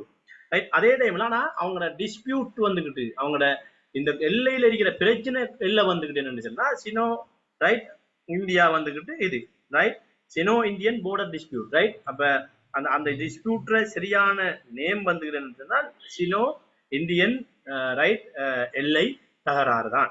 அதுதான் அவங்களுடைய நார்மலா அவங்களோட எல்லை கோடு மெக்மஹன் தான் அவங்களோட எல்லை கோடு. அவங்களோட டிஸ்பியூட்டை சொல்றது சினோ எஸ்ஏஎன்ஓ இந்தியன் பார்டர் டிஸ்பியூட் தான் அதை சொல்லுவாங்க ரைட். இப்ப எங்களுக்கு நார்மலா அது எல்லை சார்ந்த தகராறு. அப்ப நாங்க அதை எப்படி நாங்க அந்த பிரச்சனையை எடுக்கலாம்டா நீங்க நோட் பண்ணி கொள்ள வேண்டும் வரும். பிரதானமாக முதலாவது அவங்களுக்குள்ள மிக பிரதானமான இது வந்துட்டு இருந்துச்சுன்னா அவங்களோட பிராந்திய தகராறுகள் தான் அவங்களோட மிக முக்கியமாக இருக்கு. இப்ப பிராந்திய தகராறுக்குள்ளதான் நீங்க எல்லை சார்பான பிரச்சனை பிராந்தியத்தை ஆசியாவை யாரு கண்ட கட்டுப்பாட்டுக்குள்ள வச்சுக்கிறதுல வர பிரச்சனை எல்லாம் நீங்க எல்லாத்தையும் இந்த பிராந்திய தகராறுகளுக்குள்ள ரீஜனல் டிஸ்பியூட்ஸுக்குள்ளதான் கொண்டு வந்து எழுதணும். சரியான நான் விளக்கமா சொல்றேன். ரெண்டாவது நாங்க என்ன சொல்லிச்சுன்னா அது அந்த மூலோபாய போட்டி அவங்களுக்குள்ள வர மூலோபாய போட்டி ரைட். இப்ப இங்க யாரு தங்களுடைய செல்வாக்க ரைட் கொண்டு வரணுங்கிறதுல அவங்களுடைய ஸ்ட்ராட்டஜி அல்லது பொலிசிக்குள்ள வர போட்டி, அதோட பொருளாதார போட்டி ரைட். அடுத்தது என்ன செக்யூரிட்டி சார்பான டிஸ்கம்ஃபர்ட்ஸ், அதாவது என்னன்னு சொல்ற சங்கடங்கிற தலைப்புல நாங்க இந்த 4 விடயங்களை நாங்க கொண்டு போவோம். இப்ப 4 விடயங்கள் காரணங்கள் அடையாளப்படுத்தப்பட்ட காரணங்களாகத்தான் இது வருவது. அவங்களோட பிராந்திய தகராறு, மூலோபாய போட்டி, பொருளாதார போட்டி, பாதுகாப்பு. அப்ப நான் இதை உங்களுக்கு எப்படி சொல்லி வரேன்னா நீங்க ஒவ்வொன்றா குறிப்பாக சொல்லி வந்தீங்க. நீங்க இது அவ்வளவையும் என்ன செய்யணும்னா நான் சொல்லி வந்த அந்த 4க்குள்ளேயும் இதை நீங்க பிரிச்சு கொண்டு போட்டு எழுதணும் ரைட். இப்ப நாங்க பிராந்திய தகராறு பார்க்கக்கூட என்னன்னா சீனா இந்தியாவுக்கான பதட்டத்துல முதன்மை காரணமாக விளங்க இருக்கிற விஷயம் என்றதுனால் இந்த பிராந்திய ரீதியான தகராறு, அதாவது அவர்கள இந்த தீர்க்கப்படாத பிரச்சனைகள், குறிப்பாக இமயமலை பகுதிகளில் அவர்கள அந்த பகிரப்பட்ட எல்லைகள்ல ஹிமாலய ரைட் அந்த ஏரியாவில தான் இந்த பிரச்சனை சினோ இந்தியன் டிஸ்பியூட் வந்துக்கிட்டு அந்த ஏரியாவில் எது யார கட்டுப்பாடுங்கிறதுல அவங்களோட எப்பவும் அந்த எல்லை பிரச்சனை ஒன்று நிலைச்சுக்கிட்டே இருக்கு ரைட். அதாவது சீனாட கட்டுப்பாடு இருக்கிற ஆனா இந்தியாவால வந்துட்டு உரிமை கோரப்படுற பகுதி தான் உங்களுக்கு தெரியும் அக்சாய் சின்னுங்கிற, அதாவது சினோ இந்தியன்ங்கிறது வாரது அக்சாய் சின் பகுதி மற்றும் சீனா வந்து தனது பிரதேசத்துல ஒரு பகுதியாக உரிமை கோர்ற பகுதியான் அருணாச்சல் பிரதேசத்துல ஒரு பகுதி மாநிலமான அருணாச்சல் பிரதேசம் பார்த்துக்கிட்டு, அதாவது ஹிமாச்சல் என்று சொல்லுவோம். அருணாச்சல் என்று சொல்றது இது ஹிமாலயா, இது அருணாச்சல். இந்த 2 பிரதேசம் வந்து அக்சாய் சின் பகுதி இந்தியா உரிமை கோருது, சீனாட கட்டுப்பாடு இருக்கிறது. அதோட இந்தியாட கட்டுப்பாடு இருக்கிற பிரதேசம் தான் மாநிலம் தான் அருணாச்சல் பிரதேசம் வந்துக்கிட்டு அது சீனா அதை உரிமை கோருது. இந்த 2ம் வந்துக்கிட்டு அவங்களுக்குரிய அவ்வப்போது என்ன செய்யணும்னா ராணுவ மோதல்களும் எல்லை மோதல்கள்ல இருக்கிறது. இந்த ஏரியாவில் பதட்டத்தை தொடர்ச்சியாக வச்சு கொண்டு இருக்கும். பாகிஸ்தானை போல எனி டைம்ஸ் அது வெடிக்கிறதில்ல, பட் அது 2 நாடுகளும் பழம்பருந்திய நாடுகள், அணு ஆயுத நாடுகள், வல்லமை கொண்ட நாடுகள், 2 நாடுகளும் மோதுறது வந்துகிட்டு அழிவுகளை உருவாக்குங்கிறதால அது அவங்களுக்குள்ளேயே அந்த வேற நாடுகள் அதில் தலையிடுவது குறைவு. ரெண்டுமே வல்லமை கொண்ட நாடுகள், அந்த நாடுகளே தங்களுடைய ராஜதந்திர உறவுகள் மிக குறைவு, இரண்டு நாடுகளுக்குள்ளேயே மிக குறைவு. ஆனாலும் அவங்க அதுல அந்த மோதலை அப்படி நீர்பூத்த நெருப்பாக வச்சு கொண்டிருப்பாங்க. ரைட். அதோட மூலபாய போட்டின்னு வருகின்ற பொழுது நீங்க பாத்தீங்கன்னு சொன்னால் சீனாவும் இந்தியாவும் வந்துட்டு என்ன சொன்னா உலகில மிகப்பெரிய பிராந்தியங்களை கொண்டிருக்கிறோம். உங்களுக்கு தெரியும் இல்ல, உலகத்துல மிக சனத்தொகையில அது எந்த அளவுக்கு செல்வாக்கு செலுத்திருக்குன்னு சொல்றதோட அதனுடைய ரீஜன், ஜியோகிராபிக்கல் ரீஜன் வந்துட்டு உலகத்துல எந்த அளவுக்கு இருக்குது. அப்ப அந்த இது வந்துட்டுன்னா அதாவது வல்லரசுகளாக தங்களை பிரேரித்துக் கொண்டிருக்கிற நாடுகள். அதோட ஆசியாவுக்கு அப்பால வந்துகிட்டு என்ன சொல்லிச்சென்னால் செல்வாக்கு மற்றும் வளங்களுக்கு போட்டி வைக்க ஒரு மூலபாய போட்டிக்கு வழிவகுப்பு. இவங்க என்ன செய்யறாங்கன்னா ஆசியாவை தாண்டி இவங்களுடைய இந்த மூலபாய போட்டி வந்துகிட்டு ஏனைய கண்டங்களுக்கு விஸ்தரித்து கொண்டு போறதுலயும் வந்துகிட்டு இவங்களுடைய போட்டி வந்துகிட்டு ஆக பிரதானமாக காரி வந்திருக்கிறாய். இரு நாடுகளும் என்ன செய்துச்சுன்னா இந்த இந்தியன் ஓசன்ல, அதாவது இந்திய பெருங்கடல் பகுதியில தங்களுடைய செல்வாக்குகளை நிலைநிறுத்துறதுக்காக மிகப்பெரிய போட்டிகளை வியூகங்கள் அமைச்சு வருகிறது. அதைத்தான் நாங்கள் அந்த மூலபாய போட்டிகளுக்குள்ள கொண்டு வரணும். இது என்ன செய்யுதுன்னா வர்த்தக மற்றும் கடல்சார் பாதுகாப்புக்கு இந்த கடல் வளம் வந்துகிட்டு மிக பிரதானமான இதாக இருக்கு. கடல் வளத்துல தங்களுடைய செல்வாக்கை செலுத்துறது வர்த்தகம் மற்றும் கடல் சார்பான பாதுகாப்புக்கு மிக பிரதானமான. அதாலதான் இந்த மூலபாய திட்டம் வந்துட்டு கடல் வழிகள் மற்றும் துறைமுகங்களை தங்களுடைய கட்டுப்பாட்டுக்குள்ள கொண்டு வரதுக்கு பிரதானமான காரணம் செலுத்தி வருகிறதுங்கிறத நாங்க காணலாம். ரைட். இப்ப இதுல நீங்க பாத்தீங்கன்னு சொன்னால் கூடுதலாக வந்துகிட்டு வியட்நாம், ஜப்பான் போன்ற சீனாவின் எல்லையில் உள்ள நாடுகளுடன் இந்தியா தன்னுடைய உறவை வளர்த்து கொள்றது. அதே நேரத்தில் இந்தியா சீனா அதனுடைய சந்தேகத்தினை பார்ப்பதற்கும் பதற்றத்தை அதிகரிப்பதற்கும் இருக்கு. அதோட இலங்கை சார்பாக இலங்கையை வந்துட்டு இந்த சமுத்திரத்தின் முத்து என்று அழைக்கப்படுற இலங்கை மிக பிரதானமாக இந்த இரண்டு நாடுகளுடைய கண்காணிப்புக்குள்ளேயும் கண் பார்வைக்குள்ளேயும் இலங்கையை போட்டி போடுறதும் ஒரு உதாரணமாக நீங்க காட்டலாம். அதோட பொருளாதார போட்டி என்ற தலைமைகளை நீங்க பார்த்தீங்கன்னு சொன்னால் பொருளாதார போட்டிங்கிறது மெயின்லி வந்துகிட்டு சொன்னால் வர்த்தகம் மற்றும் முதலீட்டுல சீனாவுக்கு இந்தியாவும் ஒரு பெரிய ஒரு பதட்டத்தில பிரதானமான காரணங்கள்ல இன்னொன்றாக கருதப்பட்டு வருகின்றது. ரைட். இப்ப பொருளாதார போட்டி சீனாவின விரைவான பொருளாதார வளர்ச்சி மற்றும் அந்த அதாவது என்னன்னு சொல்ற பெல்ட் அண்ட் ரோட் அந்த சீனாட முயற்சி. ரைட்.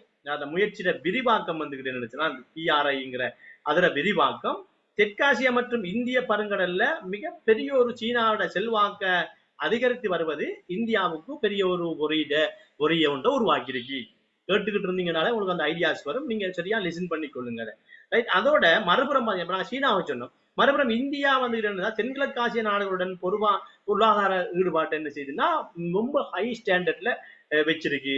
தென்கிழக்காசிய நாடுகளோட குறிப்பாக தென்னாசிய நாடுகள், சவுத் ஏசியன் தென்னாசிய நாடுகளோடையும் சைனாவோட ஒப்புற்ற அளவுல இந்தியாவோட செல்வாக்கு கூடுதலாக இருக்கு. ரைட். அதுல வந்துட்டு என்ன சொன்னால் பிராந்திய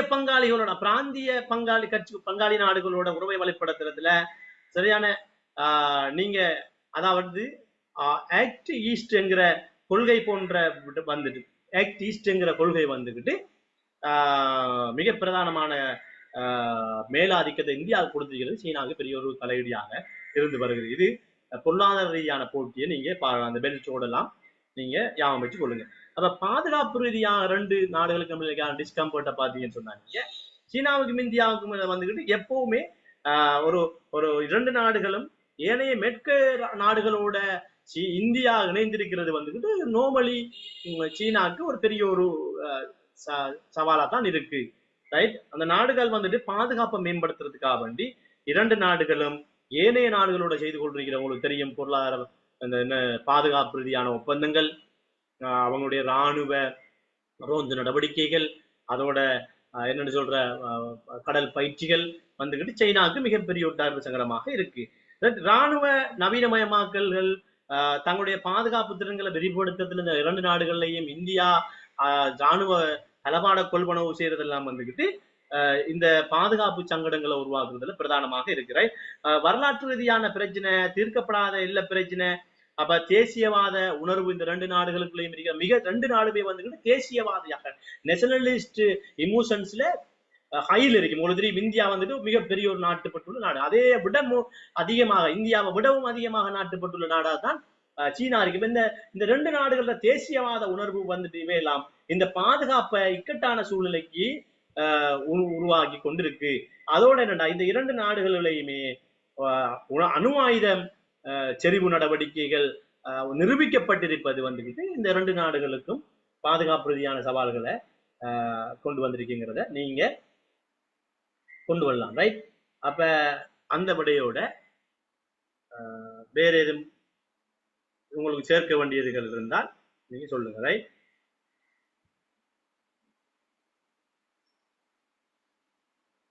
அடுத்த வினாக்கள், இன்று வர்த்தக ரீதியில் உலகெங்கும் போதைப் பொருள் கடத்தல் உங்களுக்கு தெரியும் நீங்க எதிர்பார்க்காத ட்ரீட் பண்ணாத ஒரு விகாரிக்கும் அதிகமாக எல்லா எக்ஸாம்பிளையும் கேட்கப்படுற கேள்விகள் ஒன்றுதான். உலகம் எதிர்நோக்கி கொண்டிருக்கிற மிகப்பெரிய சவால்கள்ல தான் இன்னும் தோற்று கொண்டிருக்கிற, தான் முன்னேற போதைப் பொருள் பாவனையும் கடத்தலும் முன்னேறிட்டு இருக்கிற ஒரு விடயம் தான் இந்த போதைப் பொருள் ஏரியா. அப்ப அது கட்டுரைக்கு வேண்டாலும் வரலாம், நீங்க இலங்கை சார்பான கட்டுரையா இருந்தாலும் இந்த விடயங்களை போட்டு நீங்க எழுதலாம்ங்கிறதால இதை நான் உங்களுக்கு உள்வாங்கியிருக்கேன். ரைட். போதைப் பொருள் இன்று வர்த்தக ரீதியில் உலகெங்கும் போதைப் பொருட்கள் சந்தைப்படுத்தல் முதலிடம் பெறுகின்றன. அநேகமாக சட்டவிரோதமான கடத்தல், அச்சுறுத்தல், உபாயம் போன்ற வழிகளிலேயே இவ்வர்த்தகம் நடைபெறுகின்றது. சில நாடுகளில் தீவிரவாத நடவடிக்கைகளின் போது ஆயுதங்களை கொள்வனவு செய்வதற்காகவும் போதைப் பொருள் கடத்தல்கள் மேற்கொள்ளப்படுகின்றன. மிகவும் திட்டமிட்ட அடிப்படையில் இத்தகைய கடத்தல்கள் மேற்கொள்ளப்படுவதனாலும் இதற்கு உடனடியாக வருமானத்தை பெற்றுக்கொள்ளும் நோக்கில் செல்வாக்குள்ள உயர்மட்ட தலைவர்கள் பிரமுகர்கள் சிலர் இருப்பதினாலும் இதனை இல்லாதொழிப்பது ஒரு கடினமான செயற்பாடாகவே மாறியுள்ளது. போதைப் பொருள் கடத்தலை தடுப்பதில் உலக நாடுகள் எதிர்கொள்ளும் சவால்கள் இரண்டினை சுருக்கமாக விளக்குவதுடன் போதைப் பொருள் பாவனையை தடுப்பதற்காக பங்காற்றும் உலகளாவிய அமைப்புகள் இரண்டினை செயற்பாடுகளை விளக்கு.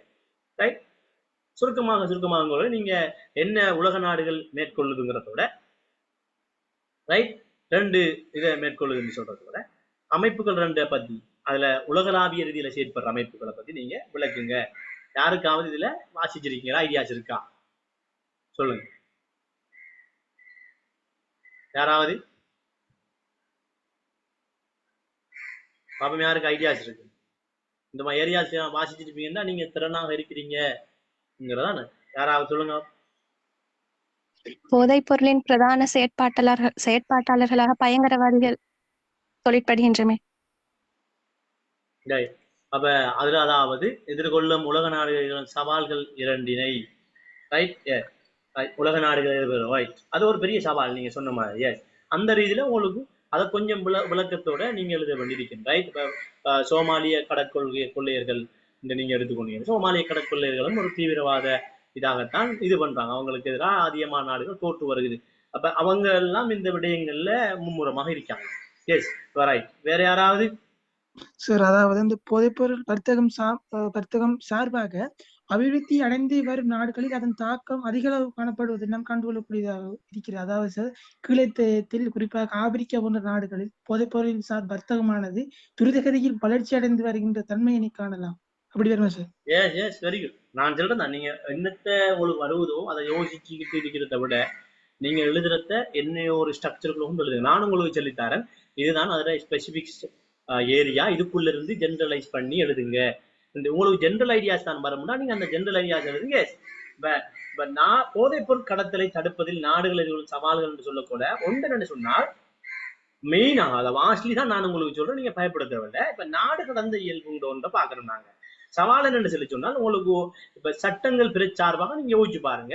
இப்ப பாகிஸ்தான் சார்பான ஆட்களுக்கு இலங்கையில அவங்களை கண்ட்ரோல் பண்றதுக்கு இயலாம போகும். கடத்தப்படுது என்று சொன்னால் ஆப்கானிஸ்தான்ல இருந்து கடத்தப்படுதுன்னா இயலாம போகும். பிரேசில்ல இருந்து ரெக்டாக மெக்சிகனுக்குள்ளால அப்படியே தென் அமெரிக்க நாடுகள் வந்துகிட்டு போதைப் பொருள்ல மிகப்பிரதான கடத்துனர்களாக இது பண்றாங்க. அந்த ரோட்ஸ் வந்துகிட்டு அமெரிக்காவுக்கு அதை கண்ட்ரோல் பண்ணிக்கலாம். மெக்சிகோ மிகப்பெரிய ஒரு போதைப் பொருள் தளமாக விளங்குது. அது வந்துகிட்டு அமெரிக்காவோட எல்லைப்புறத்தில் இருக்கிற நாடுகள். இப்ப இந்த இதை என்னென்று அதை கண்டுபிடிப்போம். பிரேசில் வந்துகிட்டு பிரேசிலுக்குள்ளால தென் அமெரிக்க நாடு, அந்த நாடுகள் அர்ஜென்டினா சைட்டுக்குள்ளால மிக பிரதானமாக கடத்தப்படுது. உங்களுக்கு தெரியும் போதைப் பொருள் மிக அதிகமாக கடத்தப்படுற பாதை வந்துகிட்டு தென் அமெரிக்க எல்லை ஏரியாக்கள். அப்ப இது நாடு கடந்த இயல்புங்கிறது. போதைப் பொருள் கடத்தல்ல வந்துட்டு தேசிய எல்லைகள் செயல்படுகிறது நோமலா. இந்த நாடுகள் தனிப்பட்ட திறம்பட எதிர்த்து போராடுவது கடினம். இப்ப குற்றவியல் அமைப்பு, நுண்ணியல் எல்லைகள், பலவீனமான சட்டமுலாக்கம்ங்கிற இந்த விடயங்கள்ல வந்துக்கிட்டா நாடு தாண்டி செயற்படுறது ஒரு நாடுகளுக்கு மிகப்பெரிய ஒரு பிரச்சனையாக வருகிறது. எந்த நேரமும் தாங்க ரெட் நோட்டீஸை விடுத்து இன்டர்போல்ற உதவியை நாடுறது, சர்வதேச போலீசுடைய உதவியை நாடுறது, அது அவ்வளவு வீரியமாக இந்த விடயங்கள்ல ஈடுபடாதது. இன்டர்போல் சர்வதேச போலீசாருடைய ஆளணி பிரச்சனை, தொழில்நுட்ப பிரச்சனைகள் வந்து மிகப்பெரிய ஒரு தடங்களாக இருக்கு. அப்ப நீங்க நாடு கடந்த இயல்பு அந்தக்குள்ள என்ன சவால்களை எதிர்நோக்குங்கிறது நீங்க எழுதி கொள்ளுங்க. நாடு அதான் மிகப்பெரிய இது ஒரு இதான் இலங்கைக்குள்ள போதைப் பொருள் இருக்கிறோம்னா சட்டம் மாற்றலாம். அந்த சட்டம் சார்பாக இலங்கை செயற்படுறது வந்துகிட்டு ஒரு இயல்பாக இருக்கும். அப்ப நாடு தாண்டி செயற்படுறது ஒரு பெரிய ஒரு பிரச்சனையா இருக்கு. அடுத்தது அதிநவீன செயற்பாடுகள். இப்ப போதைப் பொருள் கடத்தல்காரர்கள் வந்துகிட்டு ஹைடெக்க வந்துகிட்டு அவங்களை இம்ப்ளிமெண்ட் பண்றாங்க. அப்ப போதைப் பொருள் கடத்தல் அந்த நெட்வொர்க்குகள் வந்துகிட்டு எப்படின்னா குறிப்பாக தொழில்நுட்பங்கள்ல பண மோசடி ஈடுபடுறதுல லஞ்சம் உள்ளிட்ட அதிநவீன உத்திகளை கையாடுறாங்க. அப்ப உங்களுக்கு தெரிஞ்சா ஒரு நாட்டு ஜனாதிபதியை வாங்குற அளவுக்கு இந்த இந்த இந்த இதுக்கு சப்போர்ட் பண்றதுக்கு வாங்குற அளவுக்கு பணத்தை அள்ளி எறிவாங்க ஹைடெக் வீடுகள்ல. அப்ப அவங்க அப்படித்தான் வாங்குறாங்க. அந்த அளவுக்கு என்ன போதைப் பொருள் வந்துகிட்டு லாபம் வந்துகிட்டு அன்லிமிட்டட். அப்ப அவங்களுக்கு வந்துகிட்டு அள்ளி வீசுற அளவுக்கு அவங்களுக்கு அந்த பண சக்தி இருக்கு. அப்ப இந்த ஹைடெக் செயற்பாடுகள் வந்துட்டு மிகப்பெரிய ஒரு இதொண்ட பெரிய ஒரு இடத்தொண்ட பெற்று வருகிறது. ரைட். இந்த குற்றவியல் நெட்வொர்க்குகளை சீர்குலைப்பது மற்றும் அகற்றுவது சட்ட அமலாக்க நிறுவனங்களுக்கு பெரிய ஒரு சவாலாக இருக்கு. நீங்க இப்ப இன்டர்போலா இருக்கலாம், அது சார்பாக செயற்படுற நான் நிறைய அமைப்புகளை இப்ப உங்களுக்கு சொல்லுவேன், அது பெரிய ஒரு சவாலாக இருக்கு. ரைட். அதோட நாங்க அடுத்தது பாத்தீங்கன்னு சொன்னால் ஊழல் மற்றும் உடந்தை. இப்ப நாடுகளுக்குள்ள இருக்கிற அரசு மற்றும் சட்ட அமலாக்கத்தின் பல்வேறு மட்டங்களில் உள்ள ஊழல் செய்வது. இப்ப நேஷனல் சார்பாக பாத்தீங்கன்னா நீங்க லோக்கலி பாத்தீங்கன்னு சொன்னா போதைப் பொருள் கடத்தலை தடுப்பதில் குறிப்பிடத்தக்க சவாலாக இருக்கு. சில வந்துட்டு என்னன்னு சொன்னா சந்தர்ப்பங்கள உயர்மட்ட அதிகாரிகள் போதைப் பொருள் கடத்தல் நடவடிக்கை உடந்தையாக இருக்கிறது. ரைட்.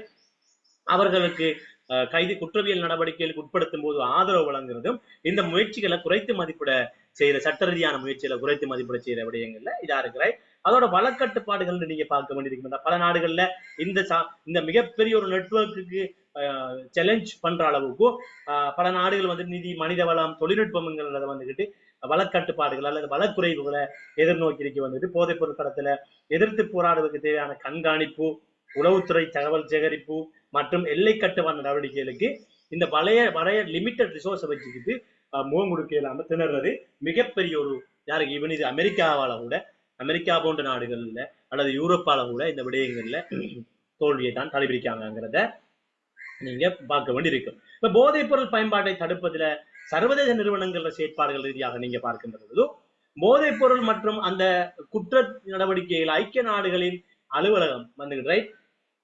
அதாவது நீங்க போதைப் பொருள் மற்றும் குற்றத்திற்கான ஐக்கிய நாடுகளின் அலுவலகம் UNODC என்று அமைக்கப்படுற அமைப்பு மிக பிரதானமாக வேலை செஞ்சு வருகிறது.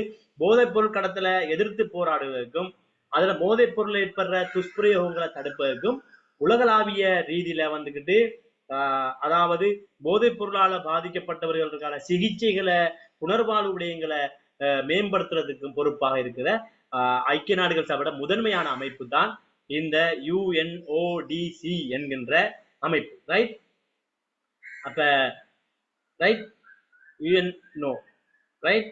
அப்ப பயனுள்ள போதைப் பொருள் கட்டுப்பாடுகளை, கொள்கைகளை மற்றும் சட்டங்கள் சார்பாக அமுலாக்கத்துல உக்திகளை உருவாக்குறதுல உலக நாடுகளுக்கு அதாவது இன்ஸ்ட்ரக்ட் பண்றதுல, உறுப்பு நாடுகளுக்கு தொழில்நுட்ப உதவி வழங்குறதுல மற்றும் அந்த நாடுகள் போதைப் பொருள் கடத்தலை எதிர்கொள்றதுக்கு உரிய திராணிய அல்லது அவங்களுடைய ஆற்றலை வழங்குறதுக்கு இந்த நாடுகளுக்கு ஆதரவு வழங்குற வேலைகளை செஞ்சு வரும். ரைட். நான் ஒவ்வொன்றா சொல்றேன்.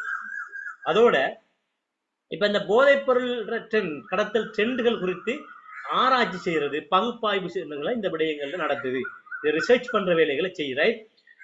போதைப் பொருள் கடத்தலை சர்வதேச முயற்சிகளை அந்த எதிர்க்கிறதுக்கான சர்வதேச முயற்சிகள் தானே அதுல சவால் வரும்போது அதை ஆர்கனைஸ் பண்றது, ஒருங்கிணைந்த கோஆர்டினேட் பண்ற பல்வேறு வேலை திட்டங்களை இது செய்து வருகிறது இந்த அமைப்பு. இப்ப நீங்க இரண்டாவதா பாத்தீங்கன்னு சொன்னா சர்வதேச போதைப் பொருள் கட்டுப்பாட்டு வாரியம் INCB என்று சொல்வது, right? Right, international control board, right, drugs control board, right, போதைப்பொருள் கட்டுப்பாட்டு வாரியம் INCB சர்வதேச போதைப்பொருள் கட்டுப்பாட்டு ஒப்பந்தங்களை செயல்படுத்துவதோட அதை கண்காணிக்கிறதுக்காக ஐக்கிய நாடுகள் சபையால் நிறுவப்பட்ட ஒரு சுயாதீன அமைப்பு, இது ஒரு இண்டிபெண்டன்ட் ஆர்கனைசேஷன், ரைட்? இந்த சர்வதேச போதைப்பொருள் கட்டுப்பாட்டுகள்ல வந்துகிட்டு மரபுகள் கீழ உறுப்பு நாடுகள் ஒரு ஒருங்கிணைந்து செயற்படுவதற்கான அல்லது கடமைகளோட பொறுப்புகளோட ஒன்றித்து இணங்குவதற்கான முயற்சிகள்ல தீவிரம் காட்டி வருகின்ற ஒரு அமைப்பு தான் இந்த அமைப்பு, ரைட்? இது என்ன செய்யுதுன்னா சர்வதேச நாடுகள் அமைப்புகளை சர்வதேச ரீதியாக போதைப் பொருள் கண்காணிப்புல ஈடுபட்டிருக்கிற இன்டர்போல் சார்பான நார்கோட்டிக் கண்ட்ரோல் பீரோ, உங்களுக்கு தெரியும் நார்கோட்டிக் கண்ட்ரோல் பீரோன்னு சொல்லி சர்வதேச அமைப்புல இயன்படுவார். இந்த அமைப்புகளோட இது என்ன செய்யுதுன்னா ஒருங்கிணைக்குது. இப்ப INCB வந்துகிட்டு மருத்துவ மற்றும் அறிவியல் நோக்கங்களுக்கான ஆய்வுகளை நடத்தி அந்த மருந்துகள் இது இந்த பாதிக்கப்பட்ட நாடுகள் புனர்வாழ்வு மையங்களை நோக்கி மருந்துகள் கிடைக்கிறது வந்துகிட்டு இது உறுதிப்படுத்துற ஒரு வேலையையும் இது செய்து, ரைட்? அப்ப இந்த விடயங்களை நீங்க இது பண்ணி கொள்ளுங்க. அதோட நான் சொன்ன மாதிரி நார்கோட்டிக் கண்ட்ரோல் பீரோ அந்த மாதிரியான அமைப்புகள் எல்லாம் இயங்கி வருவது இது உங்களுடைய இப்ப நான் சொல்லி வந்த விடயங்கள் காரணமாக நீங்க போதைப் பொருள் சார்பாக கட்டுரைகள் வந்தால் இலங்கை சார்ந்தும் உலக சார்ந்தும் நீங்க பிரிச்சு மேறதுக்கான ஒரு வாய்ப்புகளை இது வழங்குது, ரைட்? 40வது அதாவது இறுதி கேள்வி, ரைட்? மனிதனால் தனது இருப்பிற்கு தனக்குத்தானே தீங்கு பயக்கும் துயர்கர நிலைமையினை, ரைட்? மனிதனால் தனது இருப்பிற்கு தனக்குத்தானே தீங்கு பயக்கும் துயர்கர நிலைகளை உலகம் அனுபவிக்கும் நிலையில் இயற்கையின் சீற்றங்களை எதிர்கொள்வதற்காக நாடுகள் தம்மை தயார்படுத்த வேண்டிய நிர்பந்தங்கள் நீண்ட காலமாக நிலவி வந்தாலும் அண்மை காலமாக உபாயங்களையும் தாண்டி இயற்கை அபாயங்கள் அதிகரித்த வண்ணம் உள்ளன. என்னதான் செய்தாலும் நீங்க பாத்தீங்கன்னு சொல்லி சொன்னா நாடு உலகங்கள தொழில் டெக்னாலஜி ரீதியாக அல்லது மேனேஜ்மெண்ட் ரீதியாக எவ்வளவு தான் நாடுகள் வந்துட்டு முன்னேறி இருந்தாலும் இயற்கை அதிகரிப்பு வந்துவிட்டு முன்னெப்போதையும் விட அதிகமாக இருப்பது இது கவலை கொண்டுதான் வருகுது. ஒரு வன்மொழி தாங்க ஒரு போலண்டு விஷயம்.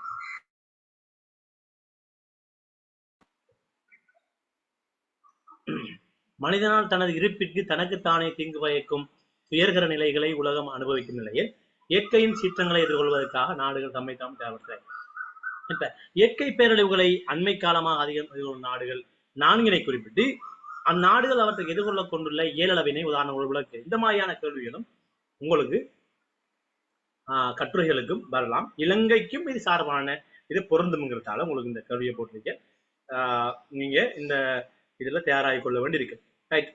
நார்மலா டைம் இல்லைங்கிறதால நான் உங்கள்கிட்ட இந்த கேள்வியை நான் கேட்கல. நானே சொல்லிட்டு இதை முடிச்சுட்டு நான் அடுத்த பேப்பர்ல இருக்கிற மற்றத்தையும் பார்க்க வேண்டியிருக்குங்கிறதால நானே சொல்லிட்டு போறேன். நீங்க டைப் பண்ணுங்க, உங்களுக்கு தெரிஞ்ச விடையில.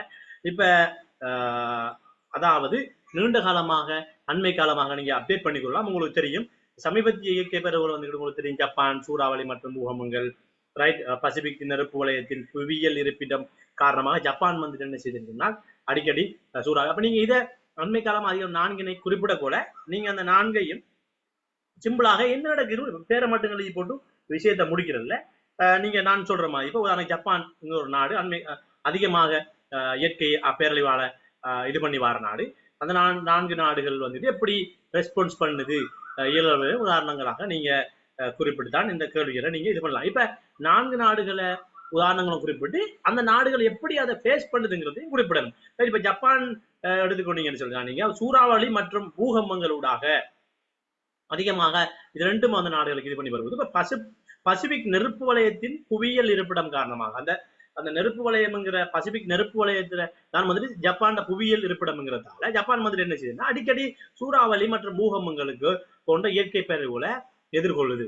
இந்த பேரழிவுகள் வந்துட்டு அதை எப்படி இது பண்ணா நீங்க இப்ப உதாரணங்களோட போட வேண்டியிருக்கும். உங்களுக்கு தெரிஞ்சு எப்ப நாடுகள்ல என்ன நடந்திருக்குன்னு சொல்லி, ரைட்? இப்ப இந்த பேரழிவுகளுக்கு எப்படி அதை ரெஸ்பான்ஸ் பண்ணுதுன்னு சொன்னா ஜப்பான் வந்துட்டு இப்ப அது என்னன்னா பேரிடர் தயார் நிலை மற்றும் உட்கட்டமைப்பு, ரைட்? அது என்ன செய்யுதுன்னா அதிகமாக அதாவது என்னன்னு சொல்றது ரெஸ்பான்ஸ், அதாவது தயார் நிலையில ப்ரிப்பேரேஷனுக்கும் அதாவது முன் தயார் ப்ரீ ப்ரிப்பேரேஷன், ரைட்? அதுக்கும் அது சார்பாக வந்துகிட்டு என்ன நடக்குதுன்னா ஸ்ட்ரக்சரை உட்கட்டமைப்புகளை வந்து அதுக்கேற்ற மாதிரி தான் நடக்குது. உதாரணமாக நீங்க பாத்தீங்கன்னா அந்த அதுக்கு இடருக்கு ஏதுவான அல்லது சாத்தியமான பகுதிகளில் வந்துட்டு அதுக்கேற்ற ரெஸ்பான்ஸ் பண்ற வகையில தான் வீடு உட்பட்ட அதனுடைய பாறைகள் எல்லாமே வந்துகிட்டு இது பண்ணுது. உங்களுக்கு தெரியும் சொக்கப் சோப சார்ந்த குடிமனைகளை தயாரிக்கிறது எல்லாம் வந்துகிட்டு ஜப்பான் வந்துட்டு ஒரு உலக நாடுகளுக்கு முன்னுதாரணமாக செயற்பட்டு வருவது. ரைட். ஜப்பான் அதோட என்ன செய்யுதுன்னா நிலநடுக்கம் மற்றும் சுனாமிகளின் தாக்கத்தை தணிக்க நாட்டுல வந்துட்டு என்னச்சுன்னா அந்த கடுமையான கட்டிட குறியீடுகள் மற்றும் முன்கூட்டிய அதாவது அதோட என்னன்னு சொல்ற முன்கூட்டிய எச்சரிக்கை மையங்களை அதிகமாக நிறுவிக்கிறதெல்லாம் ஜப்பான் வந்துகிட்டு மேற்கொண்டிருக்கிறார். அதோட ஜப்பான் என்ன செய்துச்சுன்னா பேரழிவுகளுக்கு விரைவாக பதிலளிக்க வரையில் என்ன பாதிக்கப்பட்ட சமூகங்களுக்கு உடனடியாக அவங்க ரிகவர் ஆகிறதுக்காக உதவி செய்யறது சப்சிடைஸ் வழங்குறதோட அதாவது என்ன செய்யுதுன்னா ஜப்பான்ல தான் வந்துகிட்டு உலகத்திலேயே அதிக அதாவது நவீன பயிற்சி பெற்ற மீட்பு குழுக்களும் ஜப்பான்ல தான் இருக்கு. அதிக மிக திறமையாக செயல்படக்கூடிய. அதோட என்ன செய்யுதுன்னா அரசாங்க நிறுவனங்களுக்கு இடையிலான ஒருங்கிணைப்பு வந்துகிட்டு ஜப்பான்ல சூப்பர்பாக ஸ்ட்ரக்சர்ட் பண்ணப்பட்டிருக்கு. சகல நிறுவனங்களும் பேரனர்த்தம் ஏற்பட்ட உடனே சகல அரச தனியார் நிறுவனங்களும் ஒன்றிச்சு செயற்படுற முடைய அவசரகால பதிலளிப்பு வழிமுறைகளை ஜப்பான் நிறுவி இருக்கிறது. இரண்டாவதா பாத்தீங்கன்னா இந்தோனேஷியா. ரைட். அப்ப சுனாமிகள் மற்றும் எரிமலை வெடிப்புகள்ல கூடுதலாக பாதிக்கப்படுற நாடாக இந்த நாடு காணப்படுகிறது. இப்ப பசிபிக் நெருப்பு வலயத்துலதான் இந்த நாடும் அமைந்திருக்கிறது. ஒரு பிரதானமான காரணமாக இதோட எரிமலை வெடிப்புக்கு மிகப்பெரிய ஒன்று அதிகமாக எரிமலை வெடித்து குமுற நாடுகள்ல இந்தோனேஷியாவும் இருக்கிறது. ரைட். அப்ப இந்த 2004 இந்திய பெருங்கடலில் ஏற்பட்ட சுனாமி பேரழிவை தொடர்ந்து இந்தோனேஷியா என்ன செய்யுதுன்னா அதன் பேரிடர் தயார்நிலை மற்றும் பதிலளிப்பு திறன்களை 2004 பிறகு அதிகமாக மேம்படுத்தி இருக்கிறதாம்.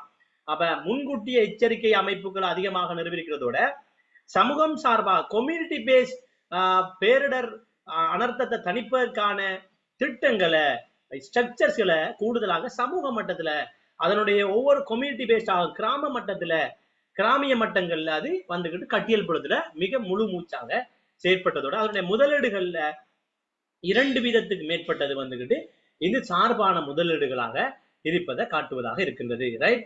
அதோட நீங்க பாத்தீங்கன்னு சொன்னா இந்த முயற்சிகள் இருந்த போதிலும் தொலைதூர மற்றும் பாதிக்கப்படக்கூடிய சமூகங்களை அடைவதில் இந்த நாட்டில் இருக்கிற பொருளாதார நிலைமை வந்துகிட்டு பெரிய ஒரு சவாலாக இருக்கு.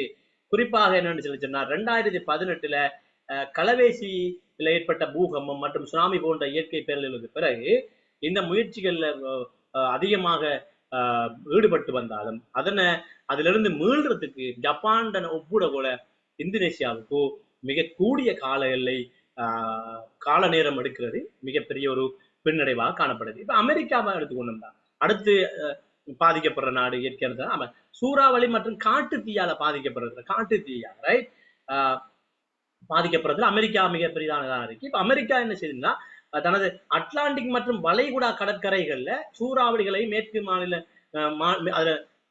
அட்லாண்டிக் மற்றும் வளைகுடா கடற்சார்ந்த கோஸ்டல் ஏரியாஸ்ல சூறாவளியையும் அது என்ன செய்யுதுன்னு சொல்லி சொன்னால் காட்டுத்தீயை வந்துட்டு மேற்கு பகுதிகளில் காட்டுத்தீயையும் எதிர்கொள்ளுது. சூறாவளிக்கு பதிலளிக்கும் விதமாக அமெரிக்கா வந்துகிட்டு அதிநவீன முன்னறிவிப்பு மற்றும் வெளியேற்ற அமைப்புகள் ரைட் அதாவது அதனுடைய எவக்குவேஷன் மெக்கானிசமும் அதோட முன்னறிவிப்பு மெக்கானிசமும் வந்துகிட்டு மிக பிரதானமான மிக பெஸ்டாக காணப்படுகிறது. உலக நாடுகள்ல அவசரகால முகாம்கள் மற்றும் இந்த மத்திய மற்றும் மாநில மற்றும் உள்ளூர் அரச மற்றும் தனியார் அமைப்புகள் வந்துகிட்டு ஒருங்கிணைப்பு மிக மேம்பட்ட நிலையில அமெரிக்காவில் இருக்கு. அப்ப நீங்க இந்த ரெஸ்பான்ஸ்களுக்கு நீங்க எழுதக்கூட இலங்கையில என்ன பிரச்சனை என்று நீங்க எழுதுறீங்கன்னா இதை நீங்க இலங்கையில ஒரு பெரிய ஒரு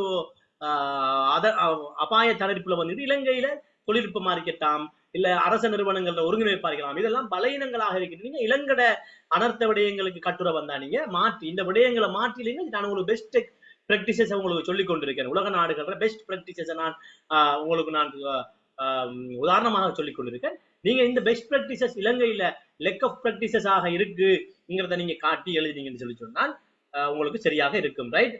இதே போலதான் காட்டுத்தீயை எதிர்த்து போராடுவதில் கட்டுப்படுத்தப்பட்ட மற்றும் என்னன்னு சொல்ல கட்டுப்படுத்தப்பட்ட அதாவது தீக்காயங்களை கட்டுப்படுத்துறதோட அவங்களோட ஃபாரஸ்ட் மேனேஜ்மெண்ட் வன மேலாண்மை மற்றும் வான்வழி வான்வழியால நீர் விசிற அமைப்பு, அதோட தரைக்குழுக்கள் தீயணைப்பு கட்டுப்படுத்துற நுட்பங்கள் எல்லாம் வந்துகிட்டு அவங்க உச்சபட்சமாக ஸ்கில்ல இருக்காங்க. ரைட். நீங்க இந்தியாவை பாத்தீங்கன்னு சொன்னா அடுத்தது இந்தியாவில் வந்துகிட்டு கூடுதலாக வெள்ளம் மற்றும் சூறாவளி தான் இந்தியாவுக்கு பெரிய பிரச்சனையா இருக்கும். இந்தியா அடிக்கடி கடலோர மற்றும் ஆற்று பகுதிகளில் வெள்ளங்களோட அதிகமாக வெள்ளம் மற்றும் சூறாவளி பிரச்சனைகளை எதிர்நோக்கி வருது. அதிகமாக பாதிக்கப்படுற நாடுகள்ல அந்த பிராந்தியங்கள்ல தான் இலங்கை இந்தியாவின் தமிழ்நாட்டு மாநிலம் மிக அதிகமாக பாதிக்கப்பட்டு வரும் அடிக்கடி. இந்தியா வந்து என்ன செய்யுதுன்னா அணைகள் மற்றும் நீர்த்தேக்கங்கள் போன்ற வெள்ளக்கட்டுப்பாட்டு, உள்கட்டமைப்பு மற்றும் வெள்ளத்தின் பாதிப்பை தணிக்க முன்கூட்டிய எச்சரிக்கை என்பவற்றை இந்தியா அதிகமாக தற்போது ஆர்வம் காட்டி வருவது இன்வெஸ்ட் பண்றதுக்கு முதலிடத்துக்கு. சூறாவளிக்கு பதில் அளிக்கிற விதத்துல இந்தியாவில் என்ன சொன்னா சமூகங்களுக்கு என்னன்னா விழிப்புணர்வு நடவடிக்கைகளை மேற்கொள்றதோட உதவிகளை உடனடியாக வழங்குறதுல இது பண்றதோட இந்தியா என்ன செய்யுதுன்னா சூறாவளி முகாம்கள் மற்றும் எவக்குவேஷன், அதாவது வெளியேற்று திட்டங்களை வந்துட்டு கூடுதலாக இந்தியா இது பண்றதோட இந்தியா அதிகமாக போஸ்ட் அரேஞ்ச்மெண்ட் தான் பண்ணிருக்கேன்னு சொன்னால், அதாவது ஏனைய நாடுகள் முன்னாயத்த நடவடிக்கைகளை மேற்கொள்வதில் இந்தியா நிவாரண நிதிகளை ஒதுக்குறதுல கூடுதலாக கண்காணிப்பு நடவடிக்கை. ஒட்டுமொத்தமாக இந்த நாடுகள் இயற்கை பேரழிவை அதிகரித்து வருகின்ற அதிர்வெண் மற்றும் தீவிரத்தை சமாளிக்க தடுப்பு நடவடிக்கைகளை, முன்கூட்டிய எச்சரிக்கை அமைப்புகள், அவசரகால பதிலளிப்புகள் திறன்கள் மற்றும் சமூக கட்டமைப்பை அதுக்கேற்ற மாதிரி பிளெக்சிபிளா நெகிழ்வுத்தன்மை ஆக்குறதுல இவை மிகப்பெரிய ஒரு சவால் ஒன்றை எதிர்நோக்கி வருவதை நாங்க முன் காட்டக்கூடியதாக இருக்கும். இவ்வளவுதான் நாங்க இந்த இதுல உங்களுக்கு சொல்றதாக இருக்கும். நீங்கள் உங்களுக்கு ஹெய்ட்டியாக இருக்கலாம், எதாக இருக்கலாம், உங்களுக்கு எந்த நாடுகள் உங்களுக்கு எங்க பேரழிவு எதிர்நோக்குது, எங்க அதுக்குரிய மெசர்ஸ் என்னன்னு சொல்ற அவங்களோட இதை தடுக்கிற ப்ரீகாஷன்ஸ் மெசர்ஸ் கூட இருக்குங்கிறதெல்லாம் அவங்களுக்கு தெரிஞ்சா அந்த நாடுகளை போட்டு நீங்க இதுக்கு விடையாக எழுத வேண்டியிருக்கும். இதை நீங்க இலங்கை சார்பாக மாற்றலாம். இவை இதுவரையில நாங்க பார்த்தது உலக நாடுகள் சார்பான பாடங்கள். நாங்கள் அடுத்தது நாங்கள் இலங்கை சார்பாக பார்ப்போம்.